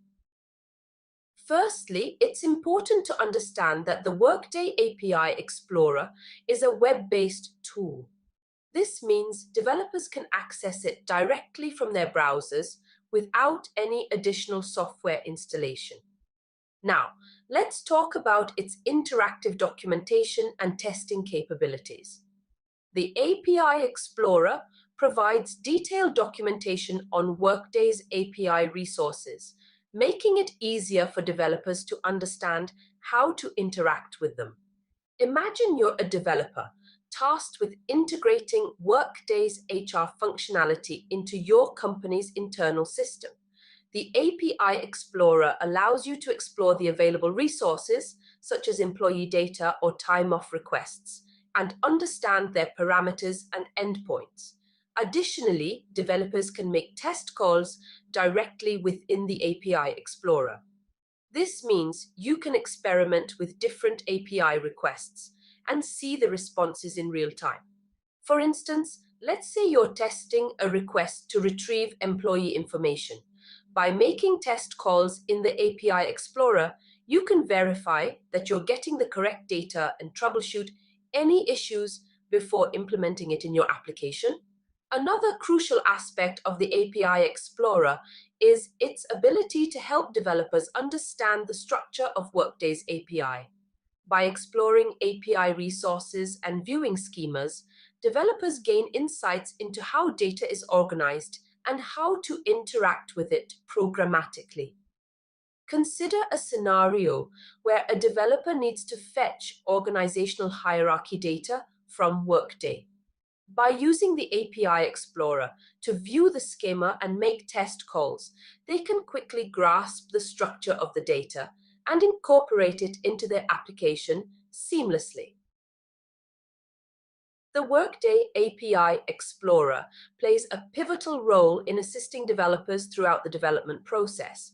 It provides interactive documentation, testing capabilities, and insights into API structure, empowering developers to understand, experiment, and troubleshoot effectively.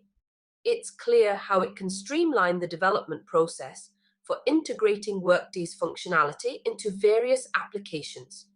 With the Workday API Explorer, developers have a powerful tool at their disposal to accelerate development and ensure seamless integration with Workday's platform. Let's look at the next question. How do you stay up to date with the latest updates, features, and best practices related to the Workday REST API? Staying up to date with the latest updates and best practices related to the Workday REST API is crucial for developers to ensure they're leveraging its full potential. Let's explore some valuable resources that developers can tap into for staying informed. Firstly, the Workday community serves as an interactive platform where developers can engage with experts, ask questions, and learn from the experiences of others in the field. For instance, imagine a developer encounters a roadblock while implementing a specific feature using the Workday REST API. By posting a question on the Workday community, they can receive insights and solutions from fellow developers or Workday experts. The Workday Developer Portal is another invaluable resource. Here, developers can access comprehensive API documentation, release notes, and guides to navigate through various functionalities of the Workday REST API. Imagine a developer is exploring a new feature introduced in the latest Workday release. They can refer to the developer portal to understand the changes, explore code samples, and ensure seamless integration into their applications. Additionally, the Workday blog provides regular updates and insights into the latest features, enhancements, and best practices related to the Workday platform and its APIs. Let's say a developer wants to stay informed about upcoming changes in Workday's API security policies. They can follow the Workday blog to receive timely updates and recommendations for maintaining compliance. Attending Workday developer events, such as webinars and conferences, is another effective way to stay abreast of advancements and trends in the Workday ecosystem. Consider a scenario where a developer is keen on exploring advanced integration techniques using Workday's API. By attending a webinar focused on integration strategies, they can gain valuable insights and practical tips from industry experts. Furthermore, the Workday Partner Network offers developers opportunities to connect with seasoned experts and mentors who can provide guidance and support throughout their journey with Workday APIs. Imagine a developer is embarking on a complex integration project involving multiple Workday modules. Through the partner network, they can collaborate with experienced consultants who offer specialized expertise and insights. Last but not least, continuous learning is key. Developers can invest in online courses, tutorials, and hands-on practice to enhance their skills and stay ahead of the curve in Workday API development. For instance, a developer interested in mastering Workday's reporting capabilities via its REST API can enroll in an online course that covers advanced querying techniques and report customization. It's evident that staying updated with the latest in Workday REST API is a multifaceted endeavor. With the plethora of resources available, developers can stay informed and continuously elevate their proficiency in leveraging Workday's API capabilities. Attention all tech enthusiasts! Are you eager to unlock the power of Workday's REST API? Look no further. Our comprehensive Workday REST API course is here to equip you with the skills you need to master this powerful tool. In this self-paced course, you will delve into the intricacies of Workday's REST API, unlocking a world of seamless integration and automation possibilities. From creating and updating records to retrieving data and executing complex business processes, our course covers it all. Our expert instructors have meticulously crafted a curriculum that combines theoretical knowledge with hands-on exercises, ensuring you gain practical experience every step of the way. Whether you're a developer, an IT professional, or simply someone looking to streamline your organization's workflows, this course is tailored to your needs. But don't just take our word for it. Our satisfied students rave about the clarity of our explanations, the depth of our content, and the invaluable insights they've gained through this course. Invest in your professional growth today and gain a competitive edge in the ever-evolving world of HR technology. Our course offers unbeatable value, providing you with a comprehensive learning experience at an affordable price. Visit ZaranTech's website below for full details on the training, including course outline, instructor profiles, and pricing information. Unlock the power of Workday's REST API and take your skills to new heights.